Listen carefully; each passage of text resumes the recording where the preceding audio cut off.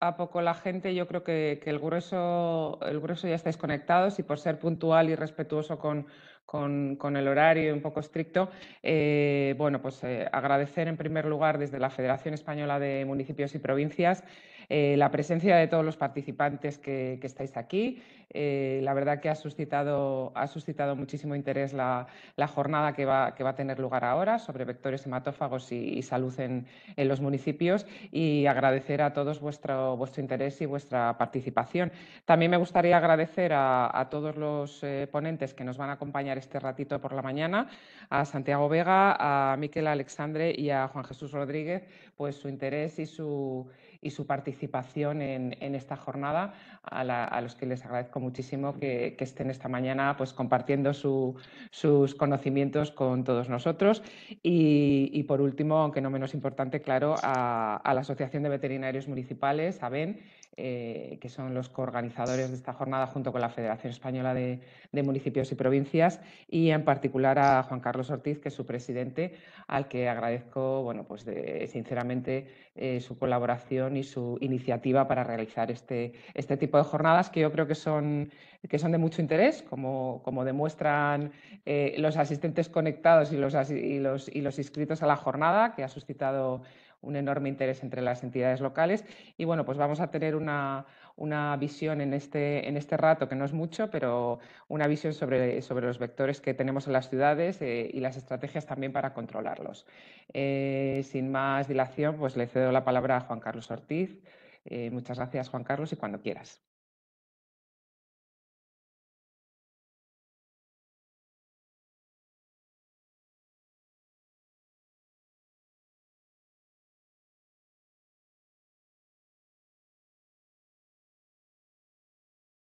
Juan Carlos, no te oímos. Ahora sí. Digo, perdón, agradecer en primer lugar a GEMA y a la Federación Española de Municipios y Provincias la oportunidad de poder colaborar y poder compartir con todos los asistentes experiencia y formación que disponemos en la asociación, dado que somos, entre otras cosas, los técnicos que nos ocupamos en muchos casos no en todos, pero en muchos casos de salvaguardar la salubridad en los ayuntamientos, ¿no?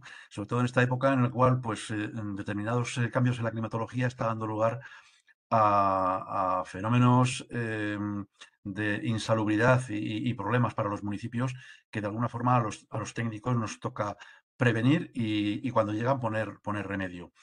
Creemos que con las ponencias de hoy se puede sacar una idea y se pueden aportar información interesante para los asistentes y bueno, pues agradecer a todos los asistentes a la jornada su interés y confiar y esperar que saquen buena información de las ponencias que aquí se realicen. Y nada más, gracias a todos.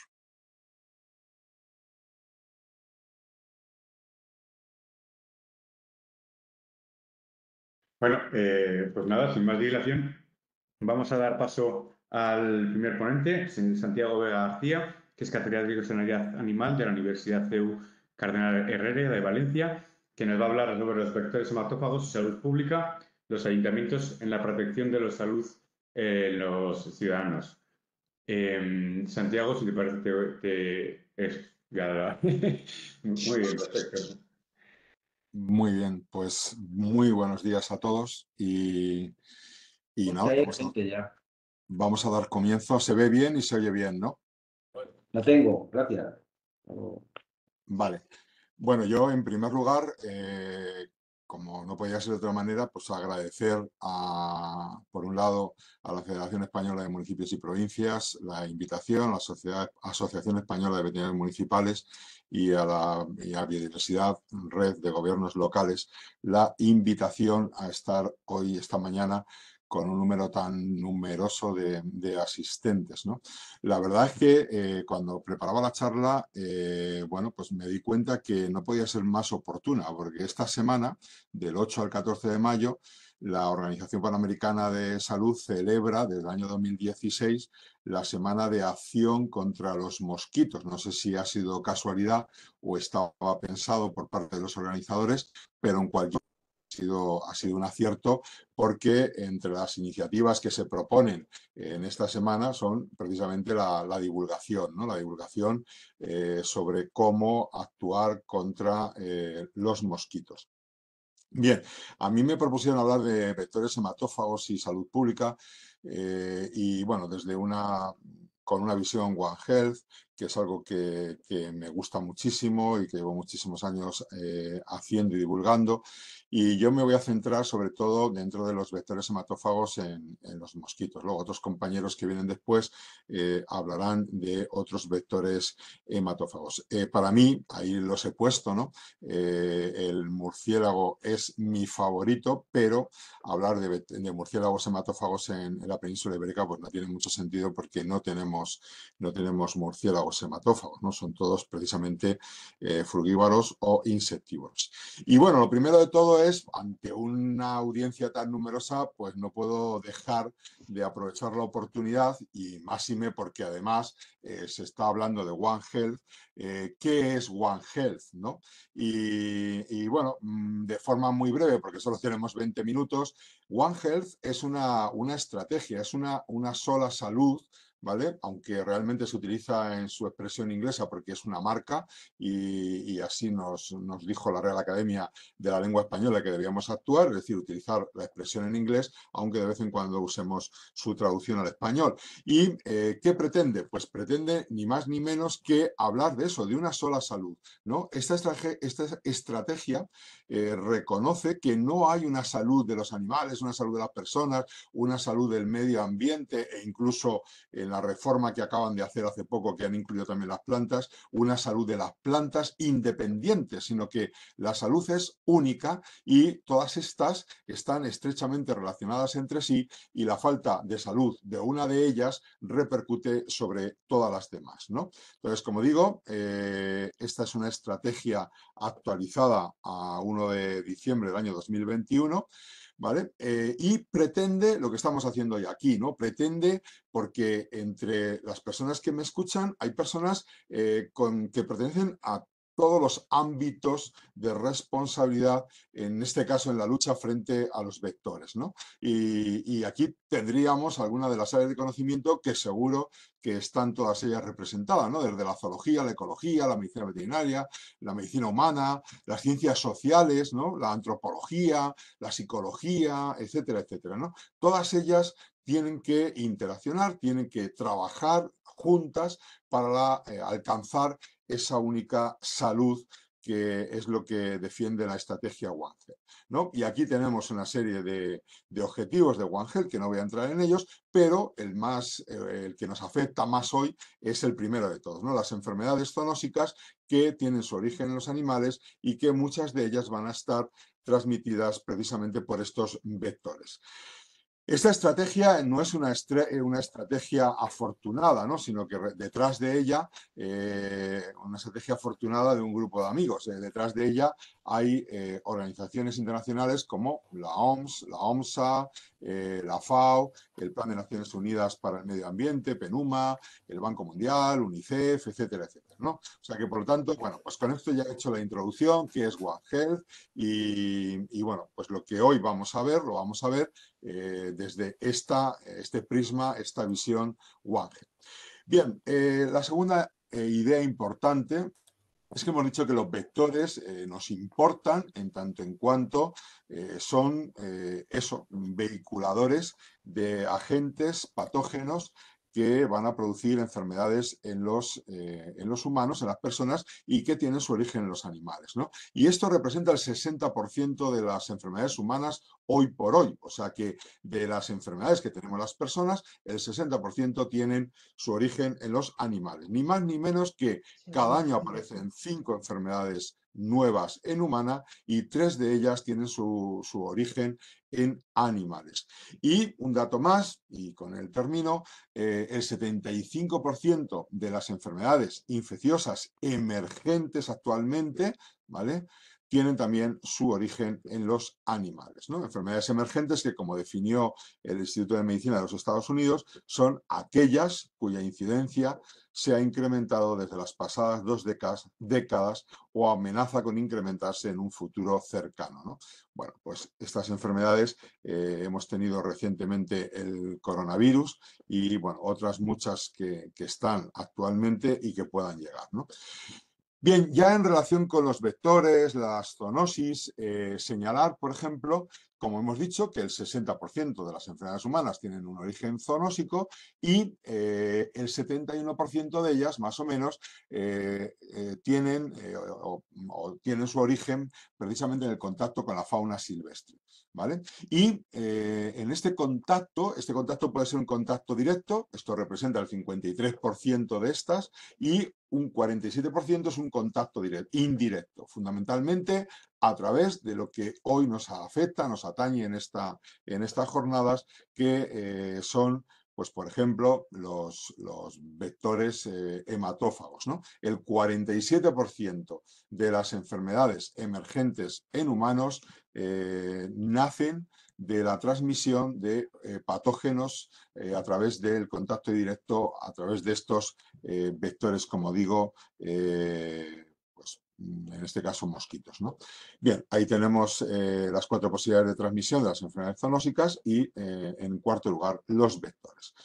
Bien, ahora voy a presentar un poco cómo son nuestros protagonistas hoy, ¿no? Porque si no conocemos a nuestros enemigos, pues difícilmente podemos luchar contra ellos, ¿no? Y luego ya en las siguientes charlas se presentará con más detalle cada uno de ellos. Pero bien, de forma general, los mosquitos, como sabemos del bachillerato, son animales invertebrados con un exoesqueleto de quitina, tienen 3 pares de patas, un par de alas y pertenecen a una familia que es la familia Culicidae, ¿vale?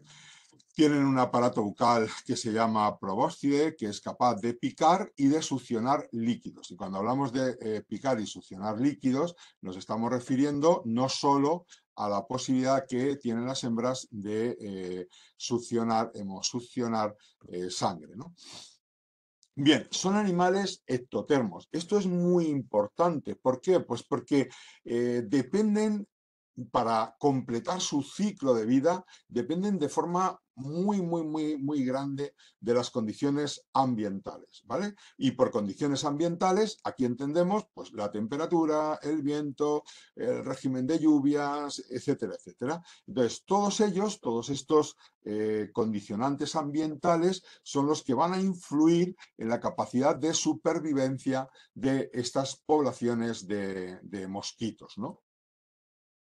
Bien, cada especie de mosquito está adaptada a unas condiciones que son las que se dan en una determinada latitud y longitud en el planeta, ¿no? Y entonces, bueno, pues cada especie de mosquito se va a desarrollar o va a desarrollar su ciclo vital en unos momentos determinados del año, dependiendo de esas condiciones que necesita, ¿no?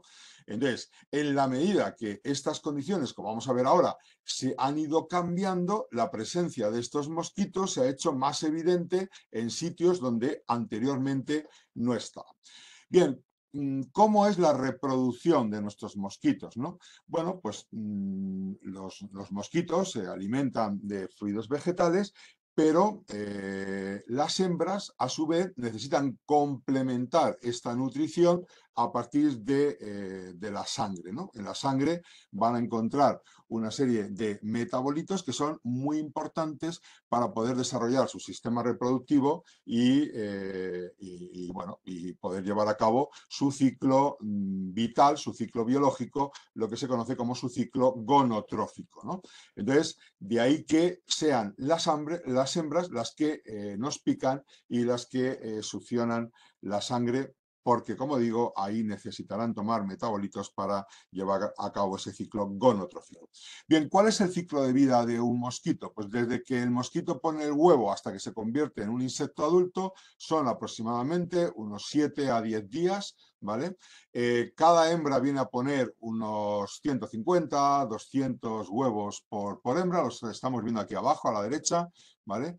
A partir de que pone estos huevos y los va a poner en agua, ¿vale? Y esto es muy importante, como veremos ahora, porque la presencia de agua en sus diferentes formas va a condicionar que este ciclo de vida del mosquito sea más o menos eficiente, porque va a tener más o menos lugares donde depositar sus huevos, ¿vale? A partir de estos huevos salen las larvas en unos días, meses, ¿vale? Aquí las vemos en la foto del medio, ¿vale? Seguimos estando en un medio acuático, ¿vale? Las larvas viven en el agua y se van a transformar en pupas en unos 5 días, la tenemos la foto de la izquierda, ¿vale? Seguimos en un medio acuático y las pupas en 2-3 días se convertirán en mosquitos adultos que ya pasan a una fase aérea, ¿no? O sea que tenemos huevos, larvas y pupas en una etapa acuática y los individuos adultos en una fase o en una etapa aérea, ¿no? Bien, este intercambio de fluidos, ¿vale? Esta necesidad que tienen las hembras de picar para poder tomar la sangre de un hospedador es la base de la transmisión de las enfermedades, ¿no? Entonces, bueno, pues de hecho, algunos agentes patógenos han adaptado su ciclo de vida también a estas fases de hemosucción, ¿no? ¿Cuáles son estas enfermedades? Bueno, no las voy a describir, simplemente las voy a mencionar. Si las asociamos al género Anopheles, ahí aparecen algunas que conocemos, yo creo que todos, ¿no? Como las filarias, la malaria o, por ejemplo, la fiebre del Nilo Occidental o West Nile virus, que conocemos porque se da fundamentalmente en Andalucía, aunque también hemos tenido casos ya en Castellón, en Cataluña y en otras zonas de España, y que luego mencionaré un segundo. Si nos vamos al género Aedes, pues aquí destacan enfermedades, algunas de ellas menos conocidas igual entre el público en general, pero bastante conocidas entre la gente que nos dedicamos a estudiar los virus. Aquí tenemos a chikungunya, el dengue, la fiebre amarilla, la fiebre del Valle del Rift, que luego también mencionaré una cosilla, o los virus Zika, ¿no? Y por último, si nos vamos al mosquito común, al cules, bueno, pues la dirofilariasis o nuevamente aparece West Nile, Usutu, que es un virus que clínicamente es prácticamente indistinguible de la fiebre del Nilo, ¿vale? Bueno, pues estos son algunos ejemplos por los 3 géneros que hay de posibles enfermedades, ¿no? Y aquí destaca, he traído esto porque es un poco la clasificación de las 8 zoonosis más importantes actualmente en el mundo, ¿no? Y de ellas aparecen 2, como es el virus Zika y por otro lado estaría el virus de la fiebre del Valle del Rift, transmitidas por mosquitos y estarían dentro de ese top de las 8 zoonosis con una mayor importancia actualmente, como digo, en el mundo, ¿no? Y por último, ya para acabar esta parte de las enfermedades, destacar simplemente que no todos los mosquitos son competentes para transmitir todos los patógenos que puedan ser transmitidos desde los animales a hospedadores humanos. ¿Cómo influye el cambio climático en la presencia de estos mosquitos y en la transmisión de las enfermedades? Bueno, la temperatura en la que desarrolla su ciclo vital, su ciclo de vida, estos mosquitos está entre los 20 y los 30 grados. Temperaturas inferiores, pues hace que disminuyan su actividad, la actividad del mosquito, la actividad metabólica, y esto pues afecta a todos los procesos normales del mosquito, ¿no? Proceso digestivo, reproductivo, su capacidad de movimiento, y si aumenta la temperatura, pues al revés, hay una mayor velocidad de desarrollo, hace que los ciclos de vida sean más cortos y por lo tanto tendremos un mayor número de ciclos a lo largo de un periodo de tiempo favorable para el mosquito que viene determinado en primer lugar por la temperatura, ¿no?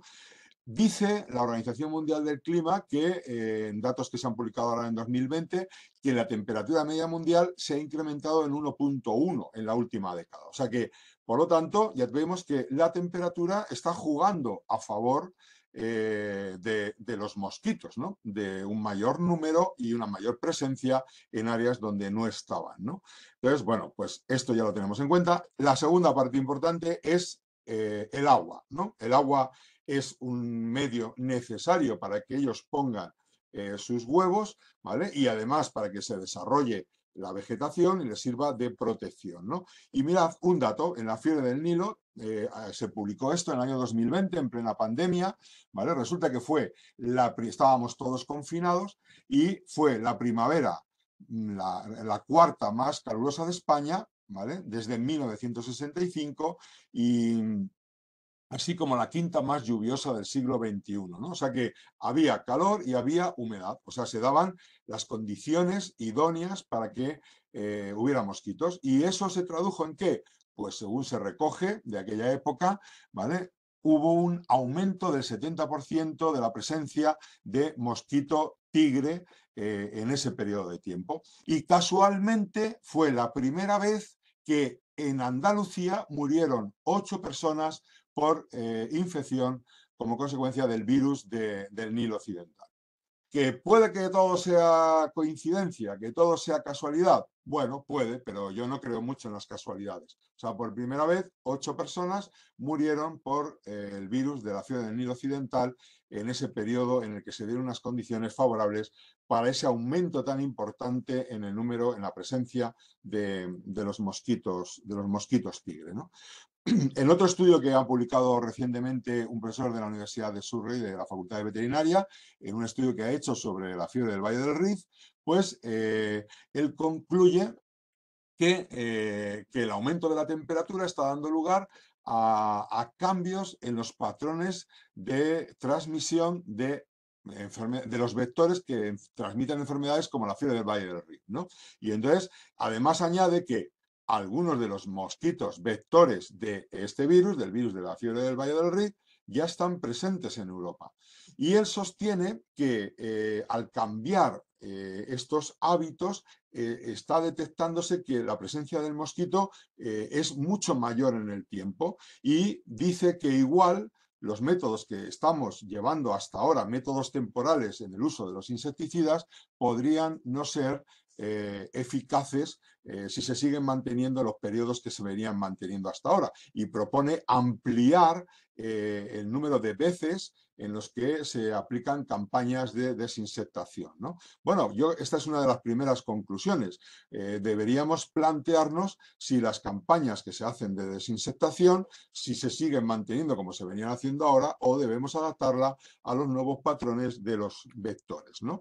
Bueno, aquí habla lo mismo de la malaria, ¿no? De cómo ha aumentado la presencia de malaria en la medida que se han ido extendiendo estos mosquitos a otras latitudes, a otras longitudes. Aquí hay una foto que a mí me encanta, yo se la pongo a los alumnos para que vean, esto es verdad, es real.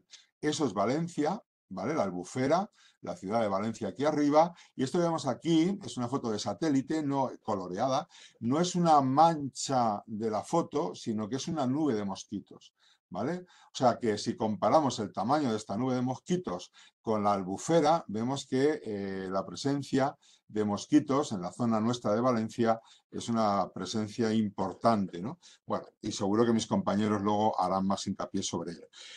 Bien, otra definición importante, y ya voy acabando, hace referencia a la tolerancia térmica, ¿no? ¿Qué es esto de la tolerancia térmica? Bueno, pues se define como el rango de temperatura óptima en la que las especies pueden sobrevivir, nuestros mosquitos, y a su vez pueden desarrollar sus ciclos vitales, ¿no? Entonces, cuando hay un aumento de la temperatura global del planeta, esto hace que los insectos vectores alarguen su tiempo de actividad, ¿vale? Y bueno, pues esto ¿a qué nos lleva? Nos lleva a que se favorezca la dispersión de estos vectores, ¿no? A que colonicen latitudes cuyos rangos de temperatura se han situado dentro de los límites óptimos para el desarrollo de estos vectores. O sea que, y aquí tenemos unos mapas donde vemos a la izquierda son meses, ¿vale? El número de meses en las que la población se expone a estos vectores, ¿no? Y vemos en qué zonas del planeta la exposición de la población humana al vector tiene lugar casi todos los meses del año, ¿no? Y aquí, bueno, pues como la presencia de los mosquitos, ¿vale? Cuánto tiempo permanecen en los meses, ¿no? Por meses, ¿no? O sea que vemos que una parte importante del planeta en el futuro cercano va a estar expuesta prácticamente durante los 12 meses del año a muchos de estos vectores de los que estamos hablando hoy, ¿vale? Bien, entonces, este incremento de temperatura también influye en la biología de los vectores, como venimos señalando. A mayor temperatura, pues hay un aumento de la velocidad metabólica y los ciclos de vida se acortan, ¿no? Entonces, como hay un mayor número de ciclos gonotróficos, ¿vale? Y si asumimos que hay una hemosucción por cada ciclo gonotrófico, lo que estamos aumentando también, a su vez, es el número de veces que estas hembras van a picar para succionar sangre, ¿vale?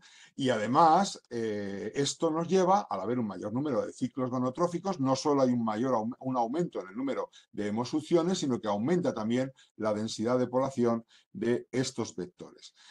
Y bueno, pues esto hace que aumente la dispersión, ¿vale? Y que puedan llegar a nuevos hospedadores, ¿no? Los mosquitos pueden llegar a nuevos hospedadores sobre los que realizar esta hemosucción y por lo tanto estas enfermedades transmitidas por estos vectores no solo ocupan nuevos territorios, sino que llegan a nuevos vertebrados, incluido el hombre, ¿vale?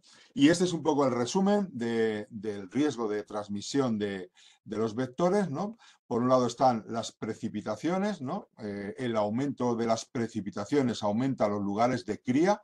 Por lugares de cría entendemos esas aguas estancadas, ¿no? Esas fuentes ornamentales del jardín de nuestro chalet, la piscina que tiene el agua que mantenemos durante todo el año, los canalones de las casas que no limpiamos y se acumula el agua, los cubos del jardín donde llueve, el agua se queda ahí estancada y son lugares ideales para que pongan sus huevos nuestros mosquitos, ¿vale? Aumentan los lugares de cría, aumenta la densidad de las poblaciones de vectores, ¿vale? Y por lo tanto lo que haremos es aumentar el número de interacciones con los hospedadores y aumentar también el número de ciclos gonotróficos, ¿vale? Y entonces, pues con todo esto tenemos un aumento en los riesgos de transmisión vectorial. Así que el cambio climático nos ha llevado a la aparición de nuevas plagas a nivel regional, a que plagas que antes eran ocasionales ahora sean habituales, a un incremento de arbences como plantas, de reducción de reguladores naturales y a cambio de los ciclos de vida de las plagas junto con una reducción de la efectividad de los métodos de control que he señalado antes, ¿no? Y esta sería un poco la conclusión. ¿Qué podemos hacer? Prevenir, ¿vale? El Banco Mundial dice que si hubiéramos prevenido en el periodo del 97 al 2009 las enfermedades zoonósicas, en vez de habernos costado 6.700 millones anuales, nos hubiera costado más o menos la mitad. Prevenir, que es un poco la lección que nos dejó o que deberíamos haber mantenido del coronavirus. Es decir, necesitamos una gestión más eficiente de los recursos que permiten una mayor equidad y acceso a los servicios de salud, ¿vale?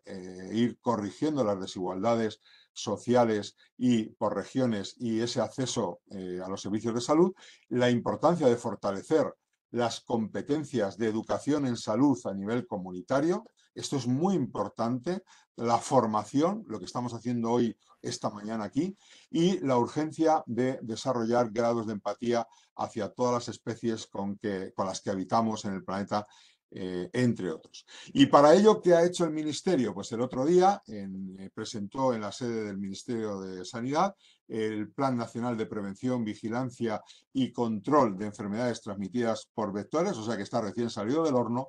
Tiene dos partes. Una primera parte presenta las enfermedades transmitidas por el mosquito Aedes y la otra por el mosquito Cules. Es de libre acceso, o sea que se puede entrar. Y luego hay otras dos partes que son, una es la gestión integrada del vector y otra que todavía está en preparación, que es la guía de manejo clínico, ¿no? Y bueno, yo siempre digo que esto de la lucha contra los vectores es una cosa de todos, ¿no? O sea, y aquí hay un anuncio que ha aparecido en las calles de Valencia, de la ciudad en la que yo vivo, del Ayuntamiento de Valencia, donde dice que todos debemos colaborar en la neutralización, en este caso habla del mosquito tigre y da una serie de indicaciones, ¿no? O sea que, por lo tanto, el plan nacional que se acaba de presentar ya establece bueno, pues la importancia de abordar esta lucha desde el enfoque de una salud que veíamos al principio, pretende integrar el esfuerzo de todos los profesionales en el ámbito de la salud, pero no solo, y las instituciones, pero no solo los profesionales, sino de toda la ciudadanía, para que esto realmente sea efectivo. Si no, no conseguiremos nada, ¿no? Y bueno, con esto yo creo, aquí he traído algo que a mí me parece muy interesante, que es para que todos los ciudadanos puedan, ese es el código QR, está el Mosquito Alert, que es una aplicación para móviles, que lo que pretende es que ayudemos a identificar los mosquitos, a caracterizarlos y de esa forma sea más fácil tener una idea, una foto de la presencia en las distintas regiones españolas, bueno, de toda Europa, de los mosquitos, ¿no? Es muy interesante, animo a la gente a que se la baje a su aplicación, a su móvil y colabore, porque como digo, esto es una labor de todos, en primer lugar, hacer un mapa de presencia de mosquitos y luego posteriormente, bueno, pues que esto nos ayude a poder luchar contra ellos, ¿no? Y acabo. Si hacemos frente al cambio climático, como hemos visto, estaremos evitando muchos de estos vectores y la propagación de estos vectores, estaremos evitando futuras pandemias. Así que si cuidamos nuestro planeta, y este es un poco el mensaje One Health, estaremos cuidando realmente nuestra salud, la salud de las personas, la salud de los animales y la salud del medio ambiente. Y eso está en la mano de todos nosotros. Así que muchísimas gracias. Aquí os dejo dos libros que publicamos por si queréis tener algo más de información. Uno sobre West Nile y el otro sobre One Health, pero tiene una parte dedicada a vectores. Muchas gracias y no sé si me he extendido mucho. Si es así, os pido disculpas y me abro a las preguntas que queráis hacerme, porque luego yo tengo que ausentarme, no me puedo quedar hasta el final. O sea que el moderador, ya que me diga cómo procedemos. Sí, pues muchísimas gracias, Santiago. Muy interesante la ponencia. Como bien has dicho, pues nos has comunicado que luego tienes otra reunión. Si hay alguna pregunta rápida que queréis hacer a Santiago, pues os ruego que la hagáis ahora mismo o que la escribáis rápidamente por el chat para que se la hagamos. Vamos a dar un minutito para si acaso hay alguien que quiere preguntar. Aquí hay dice, el plan nacional es solo para mosquitos y patógenos transmitibles por ellos. Flebótomos, chinches, garrapatas o ácaros y los patógenos y enfermedades emergentes no se incluyen en la estrategia. Bueno, el plan habla en dos partes dedicada a mosquitos, ¿vale? Pero luego tiene otra nueva parte que es la gestión integral de los vectores, ¿no? O sea que en el fondo está refiriéndose al control de todas las enfermedades transmitidas por vectores, pero no solo, lo que pasa es que tiene dos partes muy marcadas, diferenciadas, precisamente en esa lucha contra esos dos géneros de mosquitos, ¿no? Muy bien, muchas gracias. Bueno, aclaro, porque hay alguna pregunta en el chat. Como hemos dicho anteriormente, la próxima semana os enviaremos a todos los que se han inscrito en la jornada un correo electrónico en el que enviaremos las ponencias que se van a presentar, bueno, que va a presentar Santiago, pero también lo que van a presentar el resto de los ponentes, y también la grabación de la jornada, pues en algún momento pues, porque por cuestión de trabajo os tenéis que ausentar de alguna parte de la charla. Ahora mismo no hay más preguntas porque están todavía en frío el público. O sea que nada, se lo dejo a mis compañeros que lidien ahí luego Sí, el final. sí, vamos a proceder. Bueno, yo, si me permites un segundo, daros las gracias y felicitaros porque creo que este tipo de iniciativas son muy, muy, muy interesantes. Son cortas en el tiempo, pero también eso es algo bueno porque así te deja ese sabor de boca de seguir haciendo más y seguir aprendiendo, ¿no? Así que muchísimas gracias a vosotros y a todos los 182 que están ya conectados y escuchándonos. Muchas gracias. Nada, gracias, Santiago, porque como puedes ver por los agradecimientos. Bueno, hay una preguntita. ¿Cuánto duran los ciclos?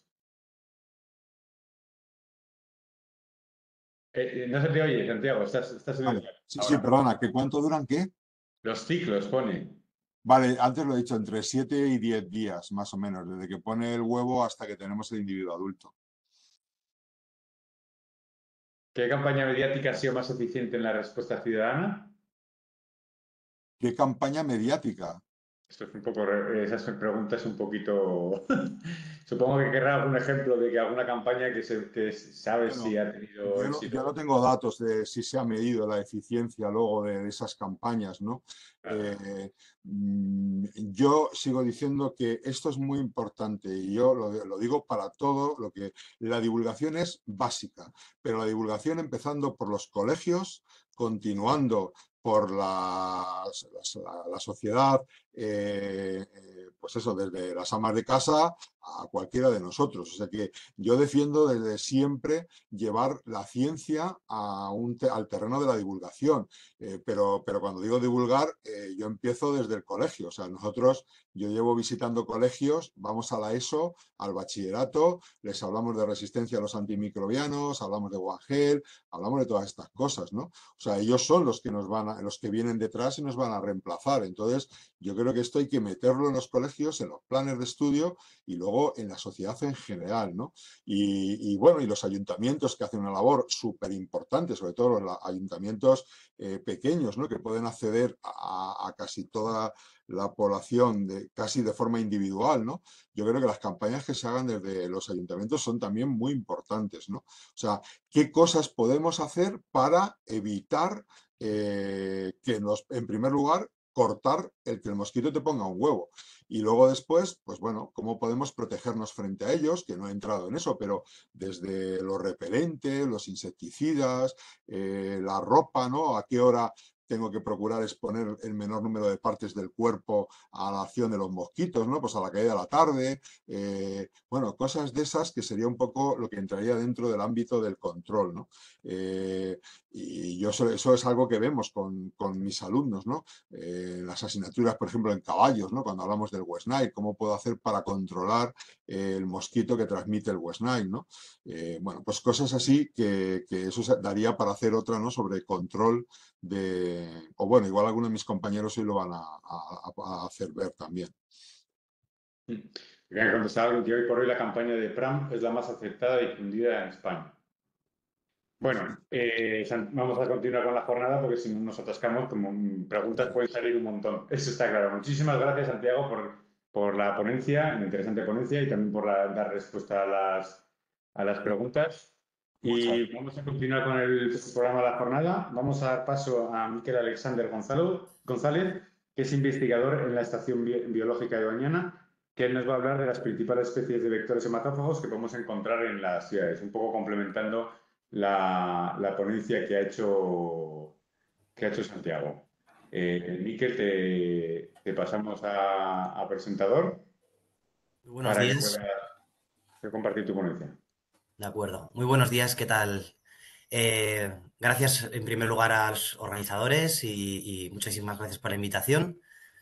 Son 20 minutos, no se puede hacer maravillas, así que voy a intentar en un recorrido de 20-22 minutos hacer una charla un poco más técnica, poner nombre y apellidos a cuáles son los vectores, dónde habitan y qué enfermedades transmiten, ¿vale? Voy a compartir lo primero.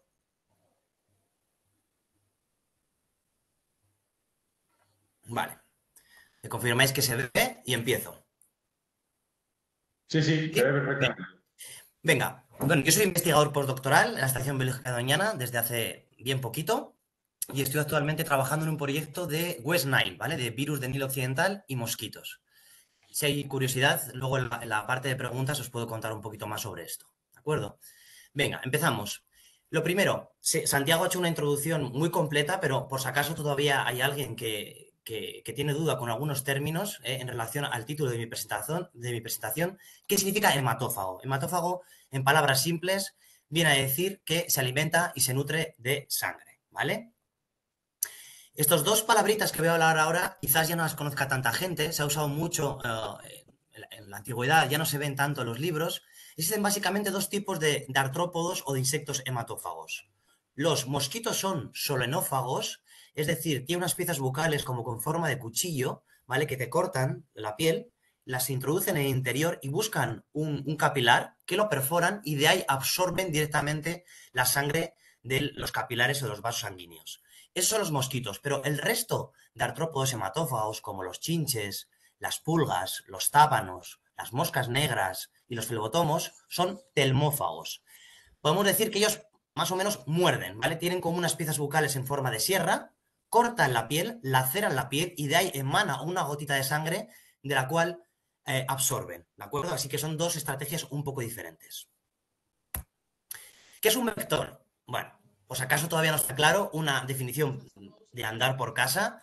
Un vector es cualquier organismo que transporta y transmite un agente infeccioso a otro organismo vivo. Pero existen dos tipos, ¿vale? Y esto es muy importante. Fijaros, existen los vectores mecánicos, como por ejemplo las moscas, ¿sí? Los moscardones. Imaginaros una mosca que se apoya en un excremento, ¿vale? Se apoya con las patas, esas patas contactan con los excrementos, con los agentes patógenos de tipo bacteria, helmintos, protozoos que hay en esos excrementos y se quedan pegados en las patas, en los pelitos de las patas y en las piezas bucales, ¿de acuerdo? Esa mosca vuela y se posa, por ejemplo, en un entrecot. Al posarse, nos va a desprender, va a contaminar con esos agentes infecciosos este alimento, ¿vale? Y hay un transporte físico, mecánico. Muy diferente será la estrategia que hacen los mosquitos o los flebotomos, que son vectores biológicos, la parte de abajo. Aquí en este caso el agente infeccioso, sea un virus, una bacteria o un protozoario, se transforma en el interior del mosquito, se disemina, incluso cambia de etapa en el interior, ¿de acuerdo? Dicho esto, empiezo con mi presentación, que es principales especies de vectores hematófagos en las ciudades. Fijaros, estos son los grupos de artrópodos, es decir, insectos y arácnidos, hematófagos, es decir, que se alimentan de sangre, que podemos encontrar en España y en Europa y prácticamente en cualquier lugar del mundo.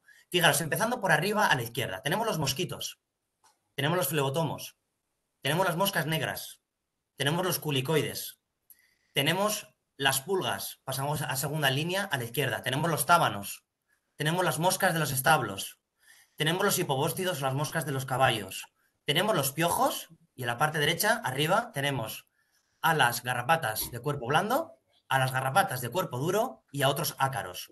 Todos estos se alimentan de sangre y están en España. Y ahora digo, ¿cuáles de estos que se alimentan de sangre y están en España son vectores relevantes de enfermedades? Me da igual que sea a animales o a humanos y que están en zonas pobladas. Pues prácticamente de estos 12 grupos nos quedamos con estos tres, que son las garrapatas, los flebotomos y los mosquitos. Así que voy a dedicarle 5 minutos a cada uno de estos grupos, ¿de acuerdo? Vectores relevantes, ¿ok? De enfermedades. Antes que nada, el título de mi presentación, que no ha sido puesto por mí, ha sido puesto por la organización, quería dar un detalle. Quiero que quede bien claro que la inmensa mayoría de los casos de transmisión vectorial no ocurren en ciudades, en zonas urbanas, no ocurren en el medio de Madrid, en el medio de Sevilla. Normalmente ocurre más en zonas rurales o en zonas suburbanas, donde los vectores y sus lugares de cría son más abundantes, ¿vale? Quería que quede constancia de esto. Dicho esto, empezamos con las garrapatas. ¿Cómo son las garrapatas? Las garrapatas tienen 4 pares de patas, tienen el cuerpo aplanado dorsoventralmente y tienen un aparato bucal que veis ahí en la parte de la derecha. ¿Cuál es el hábitat de las garrapatas? En las ciudades, por ejemplo, en Barcelona, como estáis viendo en la parte superior, podemos encontrar garrapatas en cualquier lugar donde haya zonas ajardinadas, donde haya vegetación, donde haya setos y son lugares generalmente frecuentados por mascotas como pueden ser perros. Si nos vamos a ámbitos más rurales, como la imagen inferior, ahí las garrapatas pueden aparecer en cualquier lugar que haya vegetación, generalmente asociada a animales salvajes y a animales domésticos. Por lo general, con algunas excepciones, las garrapatas suelen estar posadas, esperando como un león en la sabana, posadas en una espiga, en un helecho o en una florcita, esperando a que pase su hospedador, seamos nosotros o sea un animal, y cuando detectan la llegada de movimiento y de CO2, se dejan caer y se posan en nuestro cuerpo, ¿vale? Así que las solemos encontrar posadas esperando, ¿vale? A cierta altura. En España se conocen aproximadamente alrededor de 27 especies de garrapatas duras y estos son los 4 géneros de mayor interés por su rol vectorial. A la izquierda tenemos Hyaloma, que tiene ese aspecto característico con patas de anillos, la veis, ¿no? En segundo lugar tenemos a Rhipicephalus, con un aspecto más anodino, un color oscuro, y que se distingue del resto de géneros porque tiene las piezas bucales muy cortitas. ¿Veis la región bucal que cortita? 3, tenemos a Ixodes, importantísimo también por ser transmisor de la enfermedad de Lyme, con un aspecto donde en las hembras se ve muy bien. ¿Veis el dorso? Ese escudo es oscuro y contrasta con ese color anaranjado de la parte más trasera. Y en cuarto lugar tenemos al género Dermacentor, que suele tener ornamentaciones y manchas en el dorso de su cuerpo, como podéis ver, ¿vale? Así que se pueden diferenciar relativamente fácil estos 4 géneros a simple vista. ¿Dónde se distribuyen las 6 especies más importantes de estos 4 géneros? Fijaros, a la izquierda tenemos Hyaloma marginatum y Hyaloma lusitanicum, muy importantes, ahora veremos en relación a qué enfermedad que están transmitiendo en este momento. Hyaloma marginatum presente en prácticamente la totalidad de la península ibérica y Hyaloma lusitanicum le gusta más un poquito la parte meridional, pero estamos viendo que se solapa bastante el hábitat de ambas especies. En segundo lugar, Rhipicephalus sanguineus, la garrapata del perro, una de las garrapatas más comunes en toda Europa y también en España, ya la veis, presente en toda España. Ixodes ricinus, también muy importante, muy frecuente en el norte, de donde yo vengo, en el País Vasco, es la especie más abundante que hay. Y en cuarto lugar tenemos a Dermacentor marginatus, que es una especie más septentrional, más frecuente en el norte de España, ¿de acuerdo? Importancia vectorial en humanos. Fijaros, aquí tenéis en cuadraditos amarillo la enfermedad y el vector. ¿Qué transmiten las garrapatas a humanos? La fiebre botonosa mediterránea, la enfermedad de Lyme en crecimiento y una enfermedad muy preocupante, el tíbola, la anaplasmosis humana, babesiosis, tularemia y en color rojo, que le voy a dedicar un par de minutos, la fiebre hemorrágica Crimea del Congo. Una nueva enfermedad que tenemos en España y muy, muy preocupante.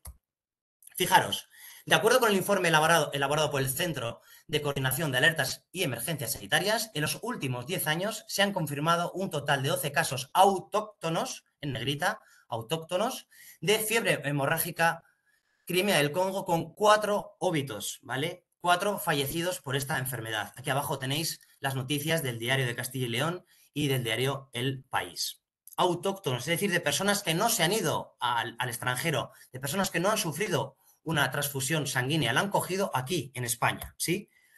Ya hay algunos trabajos publicados bastante recientes donde se ha visto que esta enfermedad está circulando, o mejor dicho, está presente en cérvidos y en jabalís en la zona de Extremadura, norte de Andalucía y Madrid y alrededores, ¿vale? Esto se ha visto tanto en anticuerpos en sangre de estos animales salvajes como se ha detectado en las propias garrapatas, ¿vale? Y aquí abajo tenéis un cuadradito de color amarillo donde veis las especies de garrapata que se han analizado y que se han encontrado infectadas por Crimea del Congo. Y aquí veis que la especie, o mejor dicho, el género más común es Hyaloma, ¿ok? Hyaloma lusitanicum y Hyaloma marginatum, ¿vale? Dejamos los humanos y nos vamos un poquito a los animales. Aquí es un mundo enorme, hablar de animales domésticos, hablar de animales que usamos en las explotaciones. Tenemos aquí un cuadro resumen de enfermedades causadas por protozoos, enfermedades causadas por virus y enfermedades causadas por bacterias. ¿Cuáles son las más relevantes? Pues la babesiosis, sin lugar a duda, la bartonelosis, la enfermedad de Lyme, la erliquiosis y la anaplasmosis, ¿de acuerdo?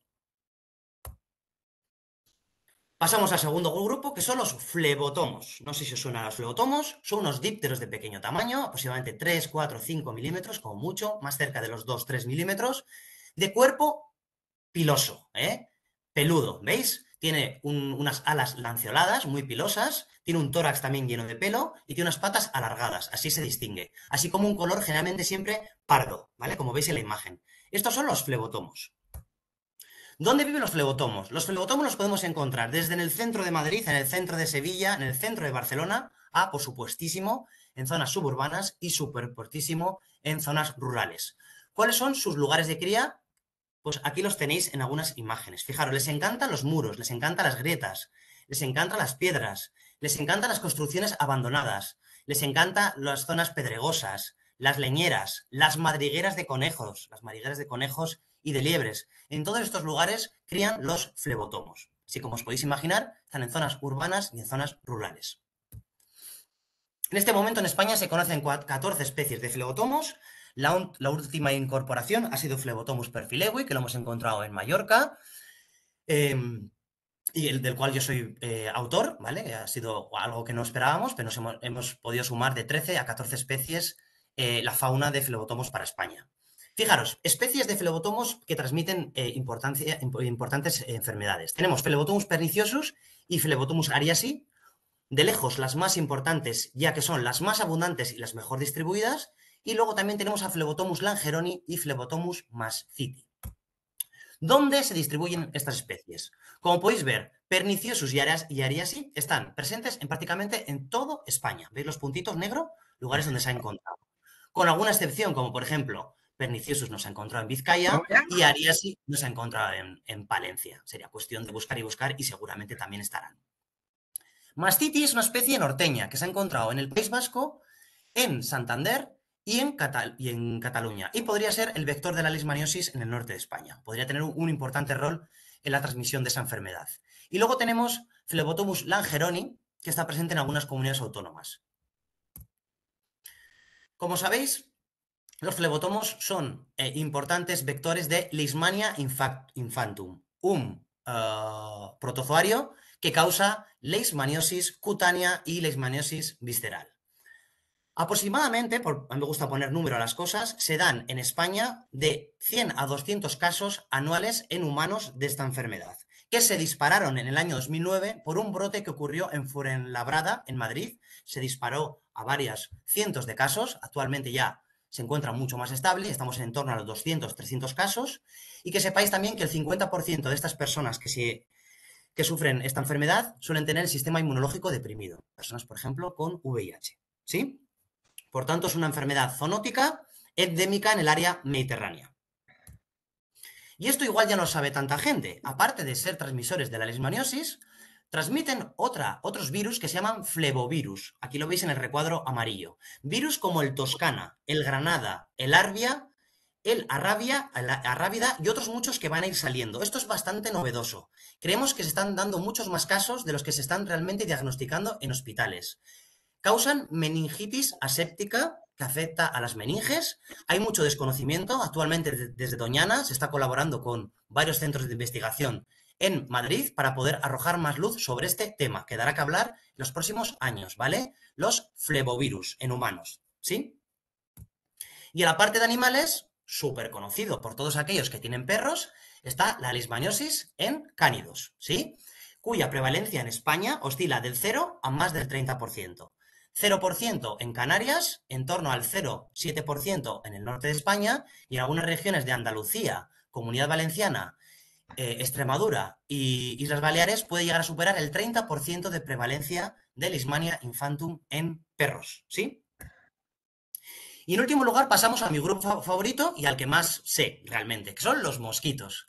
Aquí en la imagen tenéis al mosquito tigre, cuyo nombre científico es Aedes albopictus, un recién llegado a España, o mejor dicho, ya no tan recién llegado. Fue detectado por primera vez en España en el año 2004 en Sant Cugat del Vallès y desde entonces se ha extendido y ha colonizado prácticamente ya 3/5 de todo el territorio español. Es un mosquito con aspecto característico. Solo con observarle el tórax, si vemos una línea longitudinal o sagital blanca, como la veis aquí, es el mosquito tigre. No hay otra especie en España con esta apariencia. Si nos vamos a Chipre, sí que la habría, pero aquí en España, tórax con línea blanca longitudinal, mosquito tigre. Además tiene ese color negro con patas anilladas blancas, ¿de acuerdo?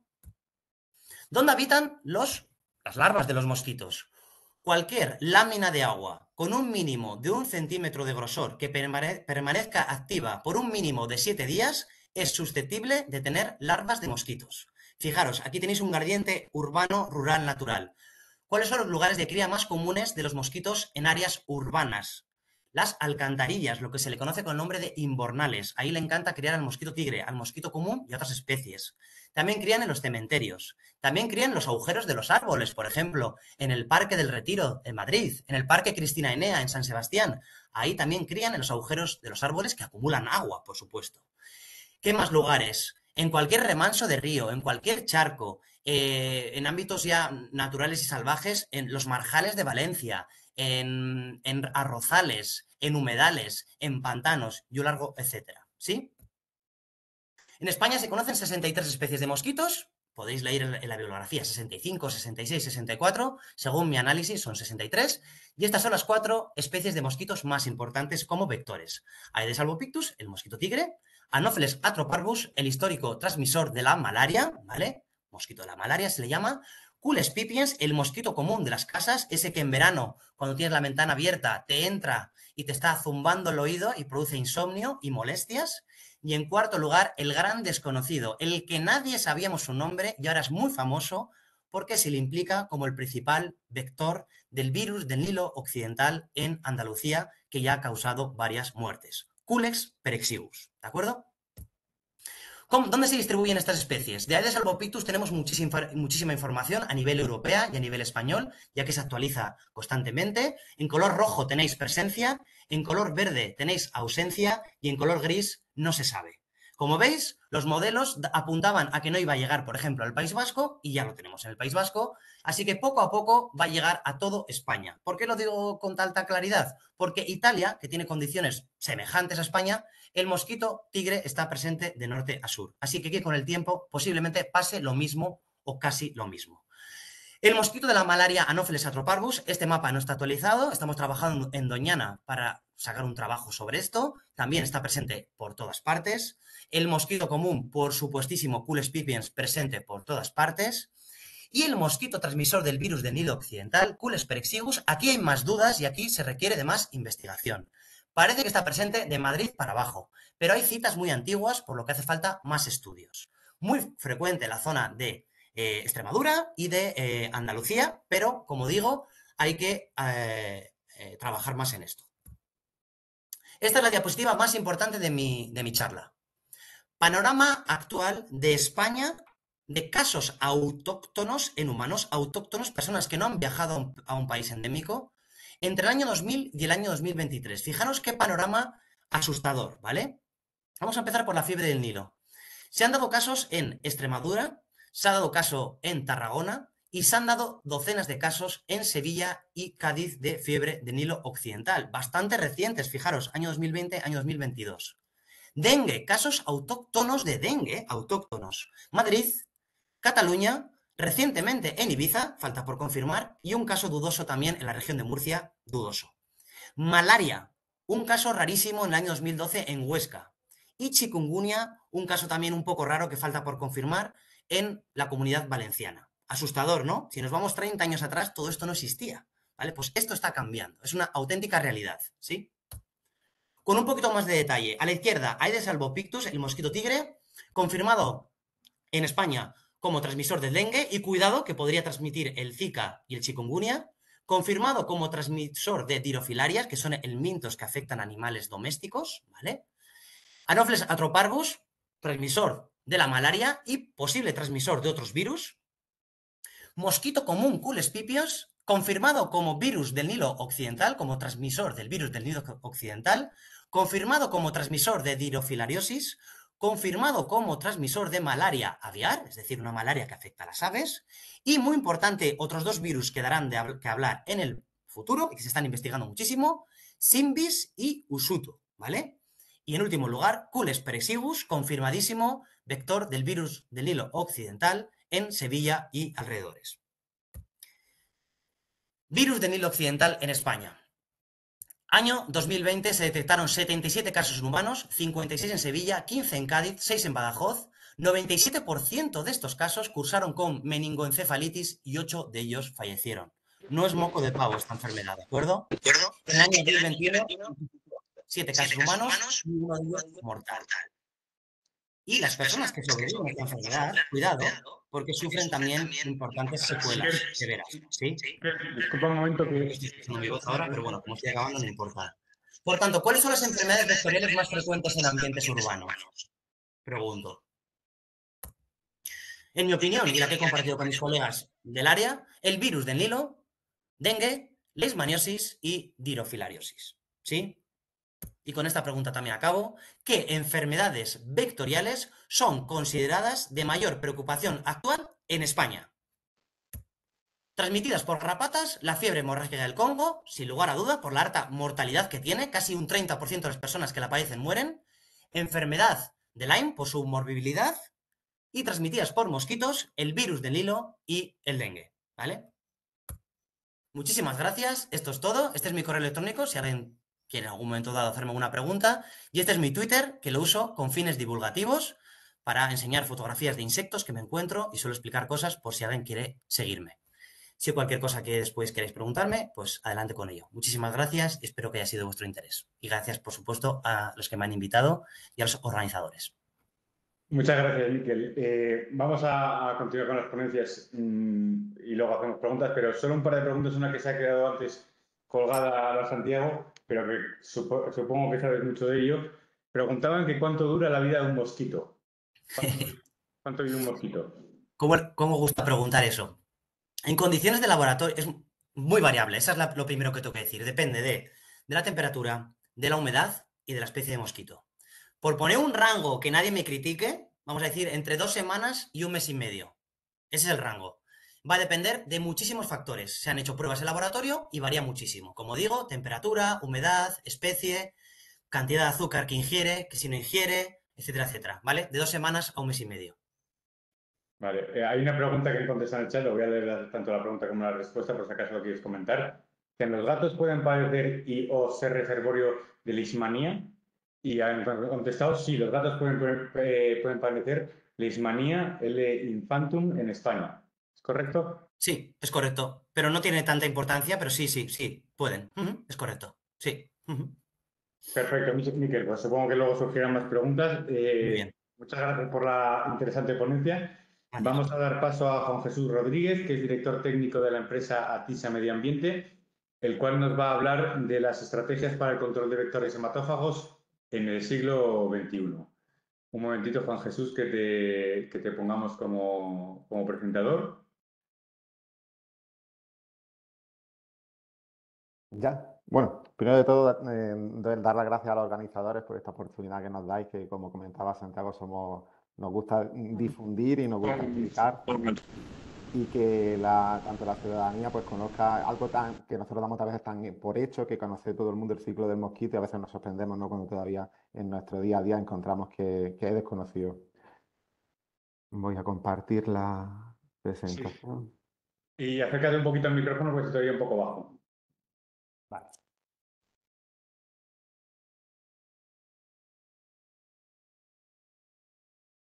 Bueno, pues como comentaba, voy a comentar las estrategias que tenemos para el control de estos vectores hematófagos que se ha presentado a lo largo de la jornada. Bueno, abro con una imagen de la ciudad de Málaga, es una parte desconocida de Málaga, la desembocadura del río Guadalhorce. La verdad que pues, en nuestro día a día nos toca lidiar con estos ambientes, como Miquel comentaba, ambientes periurbanos donde pues, la frecuencia de vectores es habitual y nos estamos encontrando como estas zonas se están urbanizando y nos estamos acercando cada vez más a estos ambientes. Si tuviese que hablar desde el punto de vista del control vectorial, pues partimos de lo que es la elaboración de los planes de vigilancia y control de vectores. Este sería como el punto de partida para que cualquier municipio que inicie una actividad de control de vectores, ¿no? Estos planes están compuestos por 3 apartados básicos. Un primer apartado de diagnóstico de situación, que no es más que, oye, tenemos que conocer qué especies de mosquitos, qué especies de vectores tenemos en nuestro municipio.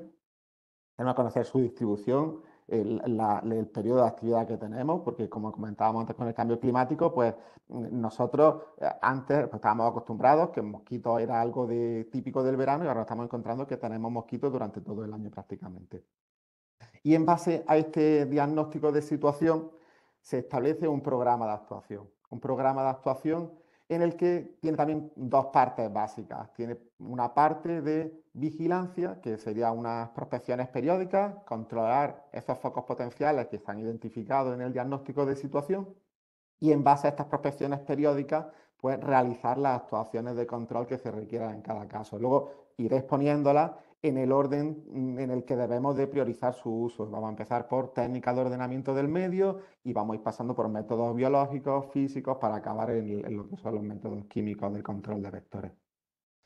Y por último, el último de los apartados de este plan de vigilancia y control de vectores son la evaluación. Tenemos que evaluar si nuestros planes pues, han sido efectivos, han cumplido los objetivos que se planteaban y si ha habido afección a especies no dianas, en principio sería una evaluación del rendimiento. Pero en general este plan tiene que ayudarnos a responder una serie de preguntas, como ¿cuándo? ¿Cuándo? Aquí estábamos hablando de cuándo, en qué meses del año, pero no solamente en qué meses del año necesito disponer de un servicio de vigilancia o de control vectorial, sino también dentro de la época del año en la que tengo actividad, pues puedo abordar este vector en distintos estadios larvarios. Podríamos realizar actuaciones sobre las fases larvarias, por ejemplo, de mosquitos, como Miquel comentaba, sobre uno de los hábitats que habitualmente nos encontramos en las ciudades, que son las redes pluviales, los invernales, pero a veces cuando estos ambientes acuáticos en los que se desarrollan las larvas de mosquitos pues quedan fuera de lo que es el ámbito de actuación municipal, pues hay otra serie de herramientas que permiten abordarlo en las fases adultas, lo que todo el mundo conoce como un mosquito. También podemos encontrarnos que determinadas especies como las garrapatas tienen momentos del día en los que son más sensibles, más susceptibles para el tratamiento, porque las garrapatas pues, habitualmente durante las horas centrales del día pues, se refugian debajo de oquedades, debajo de vegetación y tenemos atardeceres, cuando el ocaso, pues que se activan igual que los mosquitos. Los mosquitos, pues depende del tipo de tratamiento que vayamos a realizar, pues podemos dirigir tratamientos hacia los lugares de refugio diurno, porque el mosquito es muy sensible a la deshidratación, entonces pues normalmente en las horas centrales del día está refugiado en la vegetación, o podríamos realizar tratamientos espaciales en los atardeceres, en las horas en las que el mosquito está activo. O también identificar, como con las pulgas, las fases resistentes, fases de este ciclo en las que estos organismos pues no son sensibles a los tratamientos que se realizan habitualmente. Por ejemplo, las pupas de las pulgas, pues cuando tenemos las pulgas, pues habitualmente hay que realizar varias actuaciones para conseguir el control por la existencia de estas fases resistentes. Este plan tiene que responder también cómo, qué herramientas voy a disponer, cómo voy a controlar estos organismos nocivos. Y aquí pues, presento el cambio de paradigma desde lo que tradicionalmente se venía realizando, tratamientos con productos de muy alta persistencia, órganos fosforados, órganos clorados, productos que ya están retirados del mercado, amplio espectro, para nada específico, frente a los productos, los biocidas actuales, que son productos fácilmente degradables, que lo que se persigue es que controle la presencia del organismo nocivo, pero que no quede un residual que afecte a otros organismos no dianas después del tratamiento, y en algunos casos productos muy selectivos con los que conseguimos solamente actuar sobre este organismo diana. En cuanto, si tenemos que elegir, oye, ¿sobre qué voy a actuar sobre el mosquito una vez lo tengo ya volando o voy a actuar sobre el mosquito en la fase larvaria? Pues evidentemente vamos a actuar prioritariamente en la fase larvaria. Y pongo esta imagen porque es muy clarificadora. Tenemos un pequeño pilar en el que podemos tener cientos, miles de larvas que están en este pilar. Una actuación que se puede realizar de un modo muy fácil y rápido con productos biológicos de uso específico para las larvas, mientras que cuando estas larvas eclosionen y se conviertan en mosquitos adultos, pues cada uno estará refugiado donde él, en el seto, en el jardincito, en el de tu casa. Realmente los tratamientos adulticidas son menos efectivos que los tratamientos larvicidas. Pero también, oye, nos podemos encontrar que si en la fase de vigilancia se detecta que ya la larva ha pasado este estadio de pupa, que nos comentaba Santiago. En este estadio de pupa no se alimenta y entonces pues aquí ya no tendría sentido utilizar un larvicida que actúe por vía de ingestión. Aquí tendríamos que ir por otro tipo de formulados que lo que interfieren es en la respiración, como estas siliconas, y asfixiarían a la larva. Más adelante veremos cómo son estos productos. En cuanto quiero poner el énfasis en los programas de vigilancia, porque si estamos pasando de un cambio de paradigma de actuaciones de fumigaciones aéreas masivas, que para nada específicas, a, como en el símil del mundo bélico, de estas actuaciones dirigidas, de estas actuaciones quirúrgicas contra objetivos clave, pues en nuestro sector, en el sector del control de plagas, eso no lo da, esa información no la facilita la vigilancia. La vigilancia es clave, que esté correctamente dimensionada acorde al organismo que pretendemos. A veces cuando puedes tener una vigilancia establecida, pero cuando la frecuencia es insuficiente o el alcance no es el necesario, pues muchas veces lo que detecta es lo que ha pasado, pero no te permite actuar de un modo preventivo. Por eso es muy importante el diseño de estos programas de vigilancia vectorial. Bueno, ya entraríamos en lo que os comentaba en esta selección de distintos métodos de control. En primer lugar, como Santiago también comentaba, consideramos que es clave lo que son las técnicas de ordenamiento del medio y participación comunitaria, la gestión medioambiental. Oye, tenemos que evitar que el mosquito encuentre lugares donde desarrollarse en nuestras ciudades.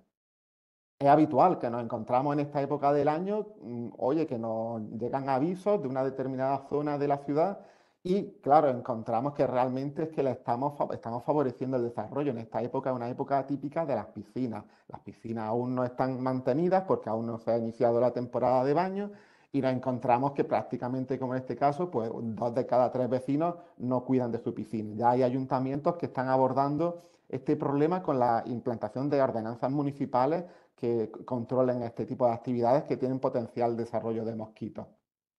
Pero también dentro de nuestro ámbito, del ámbito urbano, de la gestión municipal, nos encontramos que tenemos instalaciones que, si no son correctamente mantenidas, pues pueden generar focos larvarios, como tenemos, por ejemplo, el ejemplo de las fuentes ornamentales que también comentaba Santiago. Aquí damos el ejemplo, oye, mira, si no puedo mantener correctamente una fuente, pues reconvirtámosla, la vamos a convertir en un macetero muy bonito y nos quitamos de una actuación definitiva, nos controlamos los mosquitos, eliminamos ese foco larvario.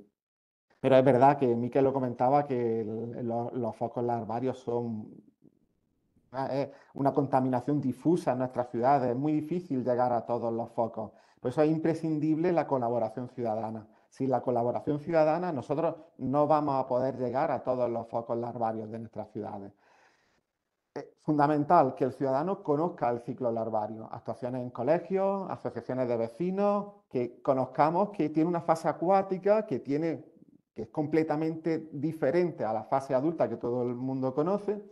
Y al igual que Santiago comentaba, hay programas muy interesantes de ciencia ciudadana, como es la aplicación Mosquito Alert, como traigo aquí el ejemplo de Madrid, en el que podemos ver cómo los ciudadanos ya son partícipes en esta red de vigilancia y nos están aportando información de cómo se está expandiendo en la Aedes albopictus en la Comunidad de Madrid. Y algo, la verdad, que es muy interesante, porque esta información está disponible no solamente para empresas, para ayuntamientos, por cualquier organismo que tiene implicaciones en el control vectorial. Hay campañas muy interesantes como esta del CDC en el que dice, oye, ¿cuántas garrapatas encuentran en esta magdalena? Pues todo el mundo tiene la imagen de las garrapatas, del ejemplar adulto, pero quizás de esas larvas, esas ninfas, esos estadios inmaduros, pues no los tenemos en mente. O tampoco el ciudadano es consciente de que entra en una zona en la que hay un riesgo. Entonces, estas campañas tienen que ir dirigidas también a eso y a evitar el contacto, a que el ciudadano sepa protegerse, tanto con métodos físicos, mosquiteras, como con el uso de repelentes o con prácticas como evitar transitar lugares en los que sabemos que va a haber mosquitos en determinadas épocas del año. Y no menos importante en la gestión medioambiental, como comentaban también mis compañeros, es la gestión de fauna, porque tenemos unas implicaciones, unos ciclos en los que en la transmisión vectorial intervienen estos reservorios. Tenemos en nuestras ciudades cada vez más habitual la presencia de colonias felinas, de áreas caninas, que en la que no solamente intervienen o asisten estos animales domésticos, gatos, sino que también pues, tenemos fauna silvestre que acude a la comida que le aporta al ciudadano, o casos que a veces no son tan claros, como comentábamos a lo mejor el caso de Leishmania en Madrid, pues mira, pues, descubrimos que hay el papel de las liebres y conejos en la transmisión, en esta fauna silvestre de vida urbana que también a veces pues, está implicada y a veces no es tan evidente como el papel de la ave en garrapata.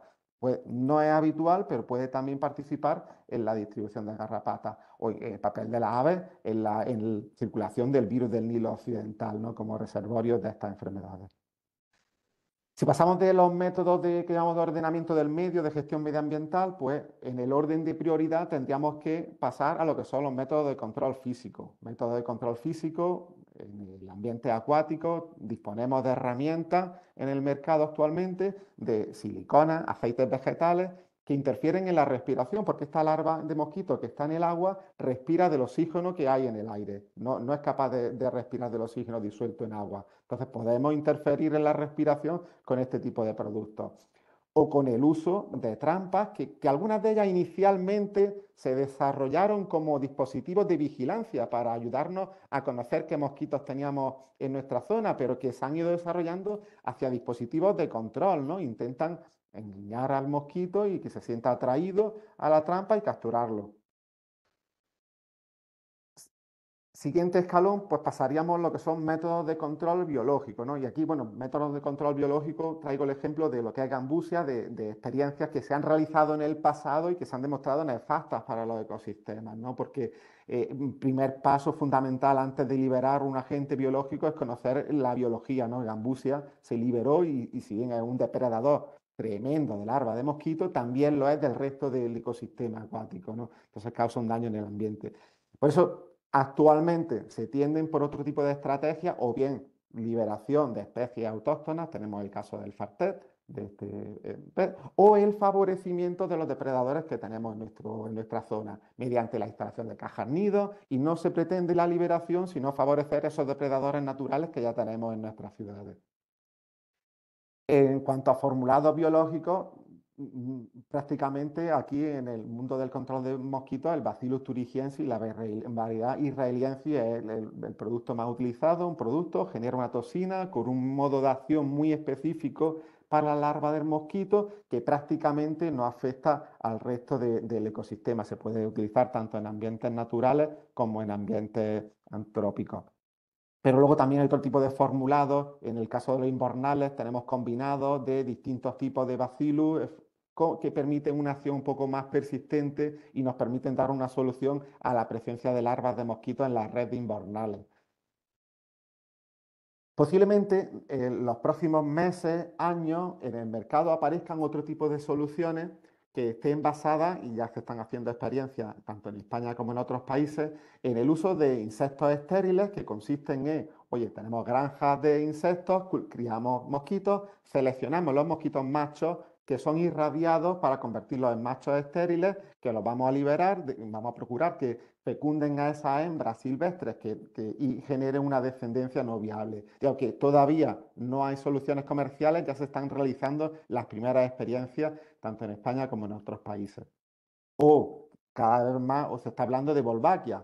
Vamos a la misma técnica, vamos a generar estos machos de mosquitos que vamos a inocularlos con una bacteria que tenga la capacidad de que si este macho que liberamos infectado fecunda a una hembra no infectada, pues el huevo no sea viable, o incluso si lo fecundamos, si le transmitimos una variante distinta a la que tiene la hembra natural, pues tampoco sea viable esta descendencia. También Wolbachia tiene otra ventaja muy importante, es que puede afectar a la capacidad de ciertas especies de mosquitos para transmitir algunos virus. Entonces, pues podríamos también hablar de otro tipo de estrategias de que vamos a convertir nuestras poblaciones de mosquitos en mosquitos que estén infectados con Wolbachia con el fin de que sean incompatibles en la transmisión vectorial.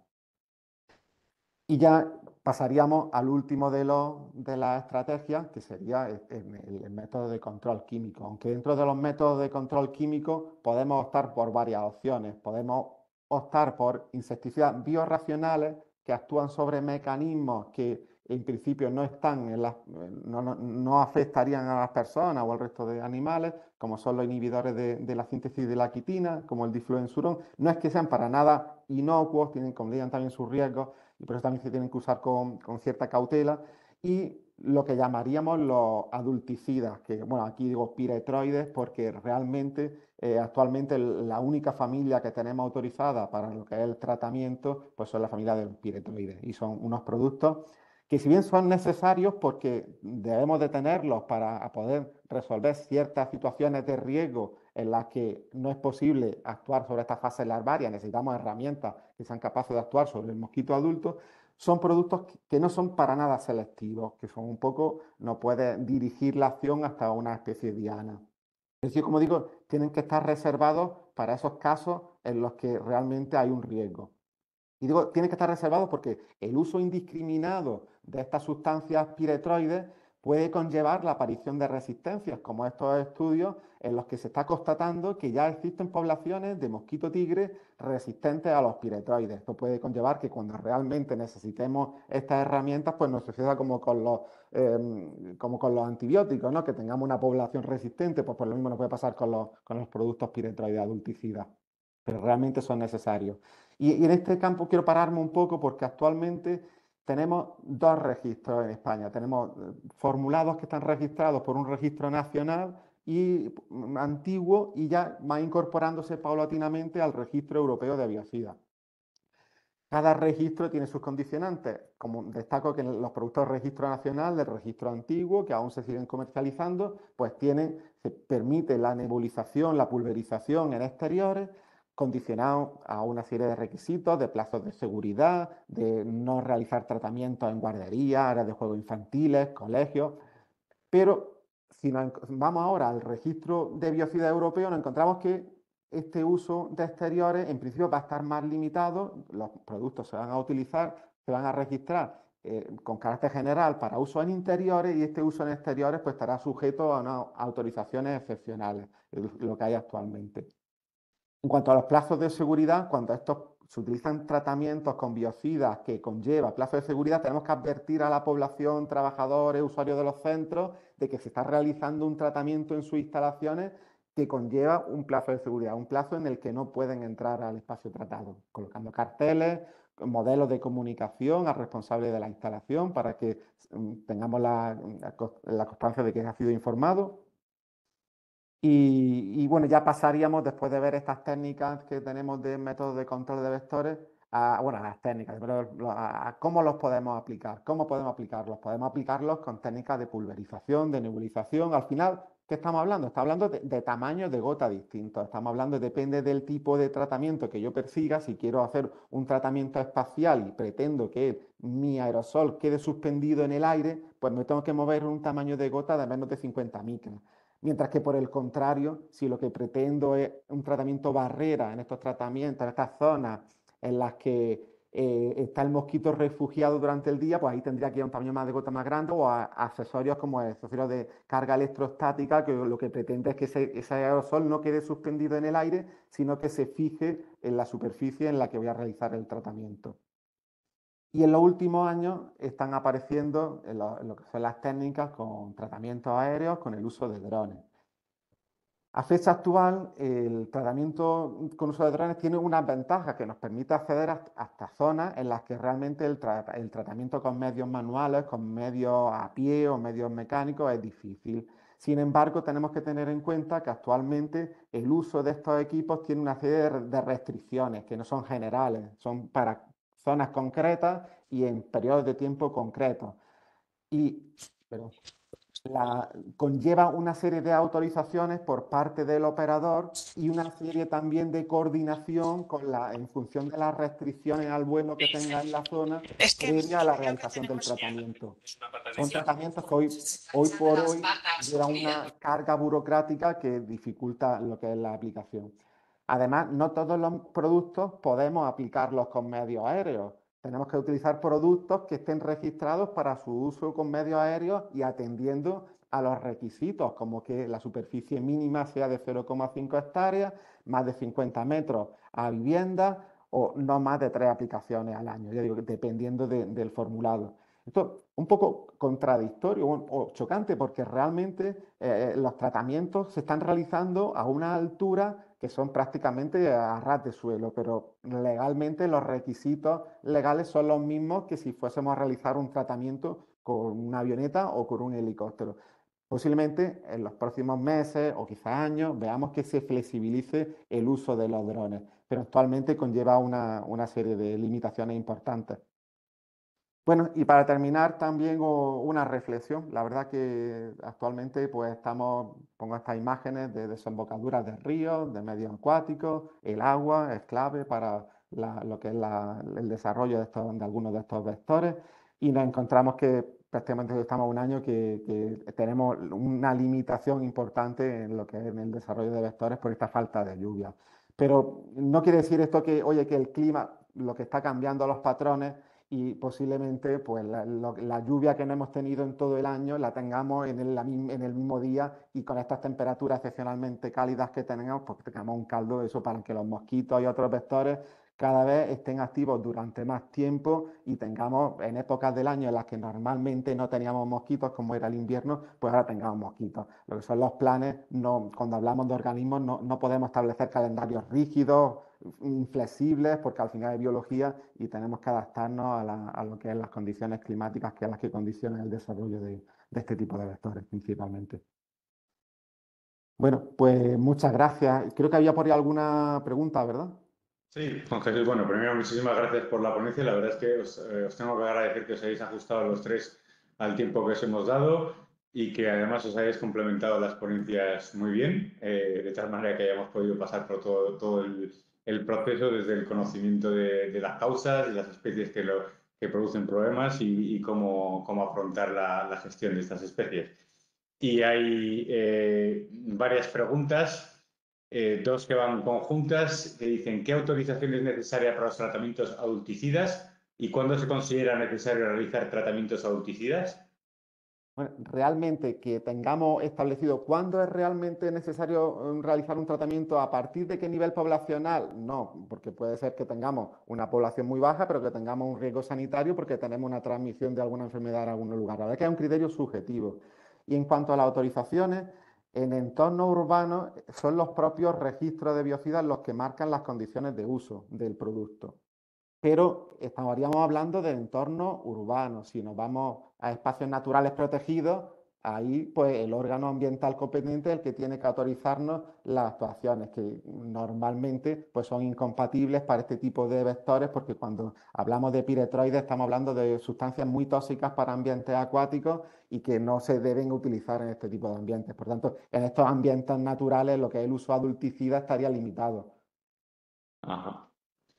Muy bien. En la misma línea, ¿existe alguna adulticida autorizada en la actualidad que puede utilizarse sin autorización? Bueno, actualmente en España hay como 3 niveles de uso. Tenemos productos que están autorizados para el uso por el público en general, que son los productos que podemos encontrar en las tiendas, en los supermercados, que son adulticidas, típicos aerosoles, a veces algunos que son formulados cantidades de hasta 100 mililitros, creo recordar.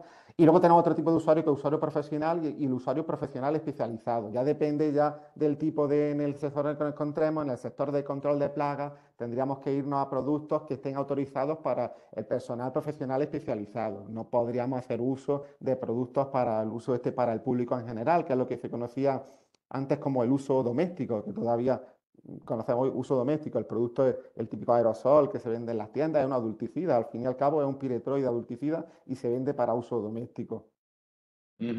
Bueno, no leo todos los agradecimientos por las ponencias que han sido muy interesantes porque nos pasaríamos aquí el resto de la mañana. Hay una reflexión que yo creo que probablemente sea más para Miquel, dice como lucha, bueno, también puede ser para Juan Jesús, como lucha biológica sería interesante contemplar la introducción de larvas de libélulas. ¿Qué opináis al respecto? Pues sí, Gonzalo, estoy de acuerdo contigo, pero la pregunta es, ¿cómo criamos en condiciones de laboratorio, en grandes pabellones, miles y miles de libélulas, de larvas de libélulas? Nadie ha desarrollado ese protocolo.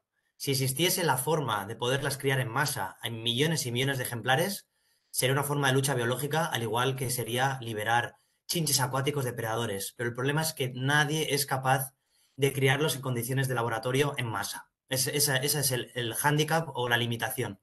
El día que seamos capaces de superar esa limitación, podría plantearse como una estrategia de control biológico. Estoy de acuerdo.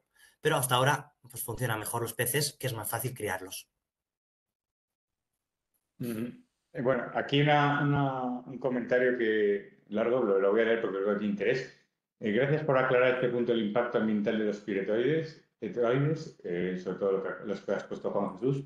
Hay que ampliar también diciendo que cuando se usan afectan la supervivencia de anfibios, reptiles, quirópteros e incluso aves que depredan sobre estos insectos o arácnidos. Al final perjudicamos toda la cadena de depredadores y los insectos más resistentes vuelven a completar sus ciclos. Efectivamente, lo que son los piretoides no son para nada específicos, son productos que hasta nosotros mismos podemos intoxicarnos con el uso, podemos hacer una idea de la poca inespecificidad que tienen este tipo de productos. Y el uso pues tiene que estar limitado a situaciones excepcionales. Además que, como comentaba, tampoco con el uso indiscriminado lo que vamos a acabar favoreciendo son estas resistencias, estas poblaciones resistentes, de modo que cuando realmente no necesitemos recurrir a estas herramientas, pues vamos a encontrar que no son tan efectivas como las que teníamos al principio. Sí. Como herramienta de emergencia. Sí. Adelante, Miquel. No, por añadir un poco esta parte, existen muchos estudios con aves de cómo el uso, no de piretroides en este caso, sino de otro insecticida que afecta al sistema nervioso, que son derivados de la nicotina, a aves que son insectívoras y que se comen insectos que han tenido contacto con estos insecticidas, cómo afecta a su tasa de reproducción, a su capacidad de vuelo y a su performance en general. Entonces, sí, sabemos que eso es así, por eso, como explica Juan Jesús, pues se debe usar con limitaciones, con restricciones y solo cuando esté justificado. Bien, vamos a hablar de una que hemos hablado un poquito porque nos hemos centrado, como es lógico, mucho en los mosquitos, pero hay una cuestión que decía, ¿seríais tan amable de dar algunas pinceladas sobre el tratamiento contra las chinches en ámbito urbano como infestación emergente? Sí, bueno, Miquel, comento yo porque lo estuvimos comentando también como hablando de, oye, estamos hablando de vectores realmente por el tema de considerar al chinche de la cama como un vector de enfermedad no está todavía claro, pero sí es verdad que en el ámbito a veces urbano nos estamos encontrando cada vez chinches en más lugares, algo que tenemos asociado a lo mejor al típico hostal, hotel, ya no lo encontramos en salas de cine, salas de espera, en butacas, y realmente aquí el tratamiento, aparte de las resistencias que nos estamos encontrando en poblaciones de chinches resistentes, es que es un tratamiento muy minucioso, es un tratamiento de que, oye, que este insecto se esconde en cualquier grieta que tengamos normalmente cerca de camas, en albergues municipales, lo que es entorno urbano, sino, bueno, lo que son instalaciones municipales me refiero.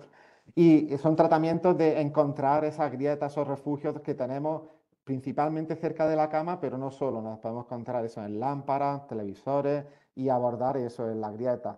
Incluso hay una técnica que es la técnica, le llamamos técnica del cubo, porque no solamente cuando tienes una habitación que está infectada por chinches, no solamente quedarte, centrarte en esa habitación, sino también en la de arriba, en la de abajo, en las laterales, porque normalmente las habitaciones no son tan estancas como nos imaginamos, sino que hay pues canalizaciones eléctricas que hacen que estos insectos se muevan desde una habitación a otra.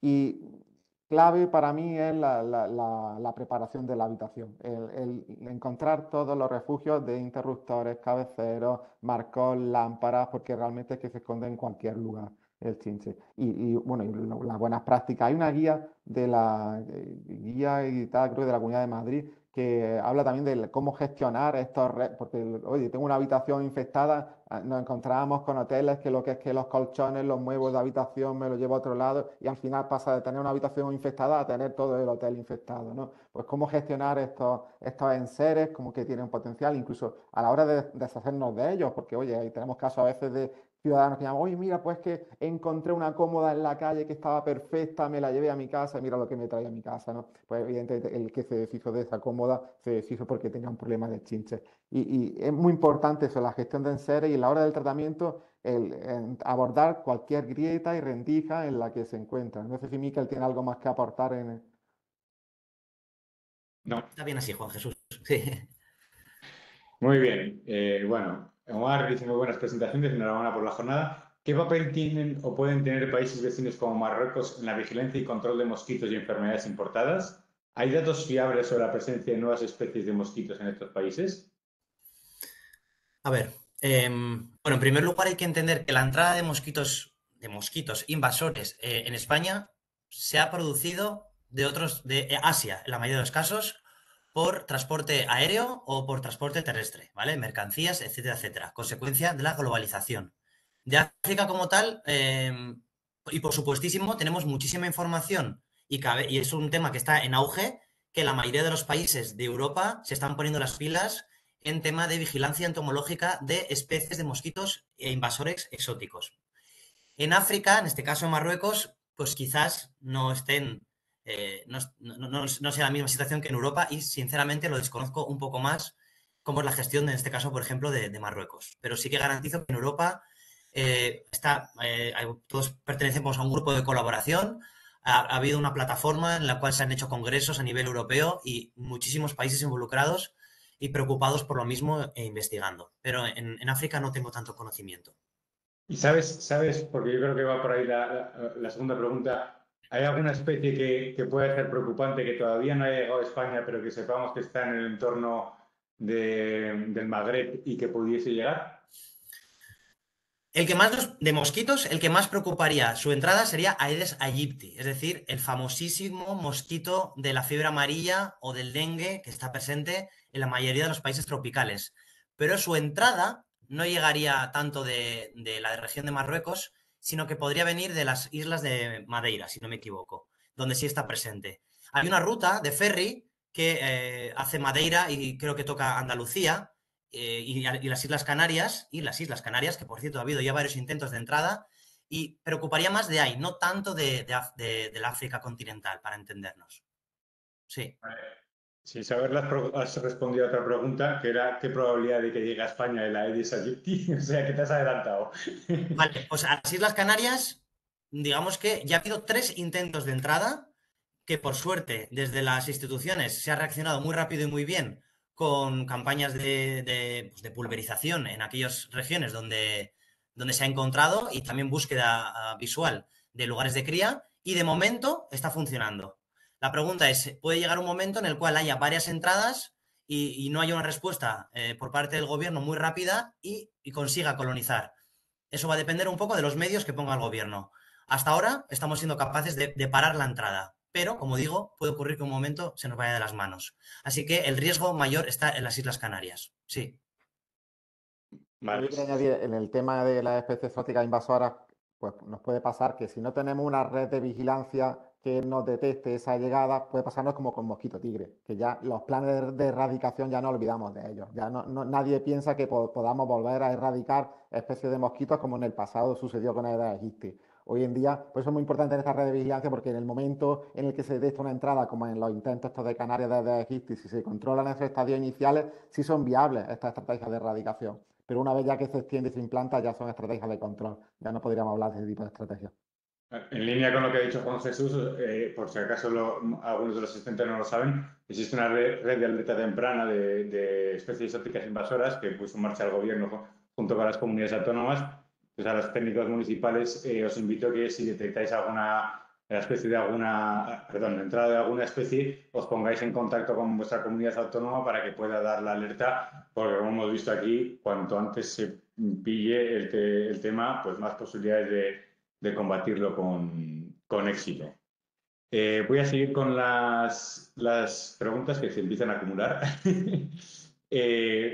Para mí, ¿qué opinas sobre los murciélagos como método de control de mosquitos? Esa es la pregunta que más se hace en todas las ponencias. Vale, la respuesta es, los quirópteros, en este caso, son aliados naturales que de alguna manera nos ayudan, pero en ningún caso es capaz de sustituir al resto de técnicas de control. Sabemos ya, por diferentes estudios analizando las heces, que consumen mosquitos, sí es cierto, pero son un 10% de su dieta. El otro 90% son polillas, escarabajos y otros insectos, ¿vale? Eso por una parte. Y por otra parte hay que entender lo siguiente, cuidado, porque los quirópteros, los murciélagos, son crepusculares y nocturnos en actividad, y el mosquito tigre es diurno. Eso significa que en la parte aérea, ¿no? Prácticamente solo hay un solapamiento de unos minutos o horas al final de la tarde, del vuelo del mosquito con el vuelo del murciélago. Entonces, que cuidado con esto, porque a veces se vende muy bien de que un ayuntamiento ha instalado cajas nido para murciélagos para combatir el mosquito tigre, pero desde el punto de vista biológico casi no hay solapamiento entre ambas especies. Entonces, hay que cogerlo con mucho cuidado, ¿vale? ¿Depreda mosquitos? Sí. ¿Es suficiente? No. Pensar que un quiróptero, en este caso un murciélago, puede alimentarse de varias docenas de mosquitos. Si en un lugar tenemos millones de mosquitos, haría falta miles de murciélagos, circunstancia que no se suele dar. Así que, aliados naturales, pero no sustituyen al resto de técnicas de control. Esa es mi respuesta. Muy bien. ¿Se tiene una previsión del tiempo en el que puede llegar a que el mosquito tigre esté en toda la península? ¿Se ha hecho algún modelo de expansión? A ver, perdona, no, eso no lo estoy leyendo aquí. Si hay alguna estimación de cuándo va a estar el mosquito tigre en toda la península. No. Lo que sabemos es que en 20 años ha colonizado aproximadamente 3/5. Pues la idea, el ritmo al que va, posiblemente en 10 años ya esté en toda la península. Pero estos son todo especulaciones basadas en modelos que muchas veces fallan, porque a veces hay factores que no tenemos en cuenta o que no se tienen en cuenta a la hora de realizar esas formulaciones matemáticas, y ya sabemos que la naturaleza es impredecible. Entonces, si seguimos lo que ha pasado en Italia, en 10 años estaría en toda la península o casi toda la península. Hay una pregunta en la misma línea, pero yo creo que ya la has contestado. Dice, ¿qué tan rápido se puede propagar y diseminar las poblaciones de mosquitos geográficamente? Por ejemplo, si se establece en alguna ciudad o un municipio, ¿cuánto tardaría en propagarse a territorios vecinos? ¿Sería de orden de semana, mes, año o suele ser mucho más tiempo? Vamos a decir años, por decir algo, un poco en relación a lo que acabo de comentar, ¿no? Es muy difícil, va a depender de cientos de factores. Ya hemos visto que a nivel local, a nivel de España, no a nivel internacional, pero a nivel España, hay un estudio elaborado por el Instituto de Blanes donde se ha visto que los mosquitos viajan de forma pasiva en los coches, ¿vale? Entre la autopista que une Barcelona con Zaragoza, se pusieron en medio de la autopista junto con la acción de los Mossos de Escuadra y fueron parando a coches y fueron aspirando el contenido que había dentro de los coches. Y de ahí capturaron 7 mosquito tigre en el interior de coches de personas. Y hicieron una extrapolación y eso equivale a que podrían estar moviéndose entre Zaragoza y Barcelona más o menos miles de mosquitos al mes, ¿vale? Según esa estimación. Así que, claro, de esos mosquitos muchos se mueren, muchos no consiguen reproducirse, pero hay un movimiento y un flujo de mosquitos inmenso que nosotros no vemos, ¿sí? Así que años es lo que tardaría, años.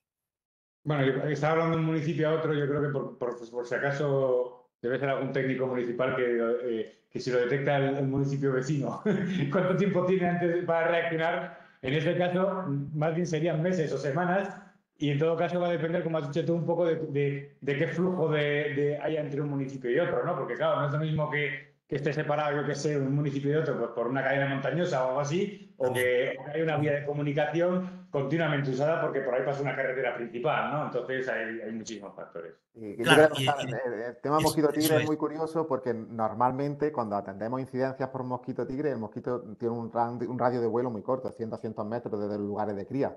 Normalmente cuando atiende una incidencia de que un vecino está sufriendo picadura, encuentras que hay albopictus, es el propio vecino el que tiene el foco larvario. Por sí solo tiene un desplazamiento muy, muy débil, muy corto, pero luego, como dice Miquel, cuando se sube a un coche, pues ya no sabe dónde puede llegar, ya puede llegar hasta donde llegue el coche. Bueno, quiero agradecer a AMED, la Asociación Madrileña de Empresas de Inspección, que ha puesto el link a la guía de las chinches de Madrid que ha comentado antes Juan Jesús. Para las personas que estén teniendo ese tipo de problemas, pues la podéis consultar. Está publicado. ¿Alguna experiencia para tratamiento de infestación por garrapatas en huertos urbanos? Juan Jesús. Por mi parte, experiencia no, pero si realmente, si en un huerto urbano tengo garrapatas, yo controlaría qué animales tengo en el huerto urbano. Si tengo alguna colonia felina, si entran dueños con perros y controlar también, oye, ¿cuál es el estado de estos animales que entran a lo que es el huerto? Porque en el huerto por sí solo habría que estar pendiente de, oye, ¿qué es lo que pasa en el huerto? ¿Qué animales tengo en el huerto? ¿Y por qué tengo garrapatas? Un par de comentarios que leo sobre lo que hemos dicho de las Azores. Aquí Luis Zamorano nos aclara que de noviembre a abril es la temporada de cruceros y Madeira es una de las escalas, es decir, que el peligro de ahí existe, ¿no? Luego Ángel Cascales habla de ese complemento de los quirópteros. Los quirópteros podrían eliminar parte de los mosquitos durante la noche, y él comenta que vencejos, aviones y golondrinas serían el complemento perfecto a los quirópteros, puesto que esos son aves de tipo diurno, ¿no? Entonces, y también insectívoras. No creo que haga falta más comentarlo porque ya lo han aplicado. ¿Sería viable aplicar tratamientos contra las termitas en la vía pública? Hay zonas de la población que los vecinos se quejan de su presencia, pero no se conoce el origen. Bueno, esto ya no es un vector hematófago, pero bueno, no sé si queréis comentarlo. Bueno, Tus- que quería comentar eso, que no son vectores y realmente algunos ayuntamientos pues se encuentran eso, hasta qué punto es una competencia municipal el controlar una especie que no constituye un riesgo para la salud de los ciudadanos. Pero sí se puede abordar con técnicas, con usos principalmente de cebos con inhibidores de la síntesis de la quitina. Hay actualmente dos principios activos que están funcionando relativamente bien en España. Son tratamientos que sí es verdad que no son tampoco tratamientos que se pueden realizar a corto plazo, son tratamientos a largo plazo en los que pues, requiere que la colonia vaya alimentándose de estos productos, vaya distribuyendo el principio activo, el difluenzuron o estaflumurón en la colonia, pero sí es posible realizar tratamientos a ámbitos. Realmente son más efectivos estos tratamientos en ámbitos municipales que no cuando cada vecino pretende acabar con una colonia por sí solo, porque ahí realmente es muy difícil el que un vecino por sí solo con una actuación en su domicilio consiga erradicar un termitero. Muy bien. Bueno, Paco García de Madrid nos comenta que ninguna técnica de control es efectiva por sí sola, se necesitan enfoques adaptativos y dinámicos con múltiples herramientas y sistemas de vigilancia y con rapidez operativa. Y siguiendo las recomendaciones que se hacen para especies exóticas invasoras: prevención, detección temprana y erradicación. Bueno, erradicación en el mejor de los casos. Yo diría que en algunos casos es gestión de control más bien, ¿no? Intentar que no vaya más allá, ¿no? Como ocurre en muchas especies de exóticas invasoras, por ejemplo la cotorra, que ya que estamos prácticamente asumiendo que no vamos a poder erradicarla, pero al menos controlarla, ¿no? Pues quizás eso es el futuro en algunos de estos vectores hematófagos, ¿no? Como el mosquito trigger, pues pensar en que vamos a llegar a la erradicación es un poco optimista por nuestra parte, ¿no? No sé si queréis comentar al respecto. ¿No? Bueno, yo creo que sí, que confiar en que una única solución, no, al final no es, como tú dices, el granito de arena de que en la colaboración ciudadana, el control de estos focos larvarios y los planes de vigilancia, pues que al final entre todos consiga el objetivo, pero no puedes confiar en que una única solución resuelva un problema porque es un problema que es muy complejo y que tiene múltiples factores y que no puedes abordar solamente desde un único aspecto. Y lo de la vigilancia es fundamental, porque claro, son programas que requieren establecer sistemas de alerta y una vez que se requiere actuar porque tengamos una dana que nos inunde y tal, se requiere una respuesta inmediata. Estábamos hablando que están ciclos de vida de fases larvarias de 7 a 10 días, diría yo, y claro, si llegas después de esos 7 a 10 días ya no podemos hacer nada en la fase acuática, ya no vamos a tratamientos adulticidas, que son tratamientos pues con una eficacia limitada. Entonces, realmente pues, se requiere tener esas redes de alerta y tener ese operativo. Tienes que tener tienes que tener, realmente son tratamientos que son difíciles porque en cuanto que requiere la actuación, requiere una actuación inmediata. Una última pregunta, muy específica. A nivel de áreas próximas a los aeropuertos internacionales, ¿hay estudios sobre especies de mosquitos invasores? Buena pregunta. Áreas próximas, o sea, no en los aeropuertos, sino áreas próximas. Poco. Por ejemplo, cuando se dio el caso de malaria en Huesca en el año 2012, pues lo primero que se pensó es que era un caso de malaria importada, que eso ocurre. Una persona que vive cerca del aeropuerto, un mosquito, por lo que sea, infectado de Brasil, viaja en el avión o viaja en la bodega del avión, sale y justo pica a una persona que tiene ahí un huerto, ¿vale? Esas cosas se llama la malaria aeroportuaria, eso ocurre. Entonces, en esos casos sí que puntualmente se ha hecho algún pequeño estudio para ver si había más mosquitos infectados con malaria, cuando se dio ese caso del año 2012 en Huesca, pero de norma general no hay tiempo para todo y no hay presupuesto para todo. De momento lo que se hace es buscar mosquitos invasores en los propios aeropuertos y en los propios puertos y no tanto en los alrededores. Muy bien. Bueno, no hay más preguntas. Desde luego, evidentemente, la jornada genera mucho interés, como habéis podido ver, no solo por el número de preguntas y de comentarios y aportaciones que han hecho los asistentes. seguimos manteniendo más de 170 personas conectadas, lo cual da testimonio al interés que han despertado vuestras ponencias. Y por parte de la Federación Española de Municipios y Provincias, pues nada más que agradeceros que hayáis compartido vuestros conocimientos y vuestra experiencia con todos nosotros. Esperamos que los técnicos municipales, pues con este conocimiento, puedan también participar, ¿no?, de la gestión y os den más información tanto a los académicos y los profesionales que trabajáis en este campo, para que podamos entre todos mejorar la gestión. Y les invito, como ya he dicho antes, a que si detectáis alguna de estas especies, lo primero que tenéis que hacer es poneros en contacto con vuestra comunidad autónoma, con vuestra diputación, en el caso de los municipios pequeños, para que ellos puedan tomar las medidas necesarias lo antes posible. Y por nuestra parte, nada, muchísimas gracias, Juan Jesús, Miquel. Gracias. Gracias a vosotros. Seguiremos trabajando en esta línea. Muchas Muy bien. gracias. De acuerdo. Chao, gracias. Gracias. Gracias a todos.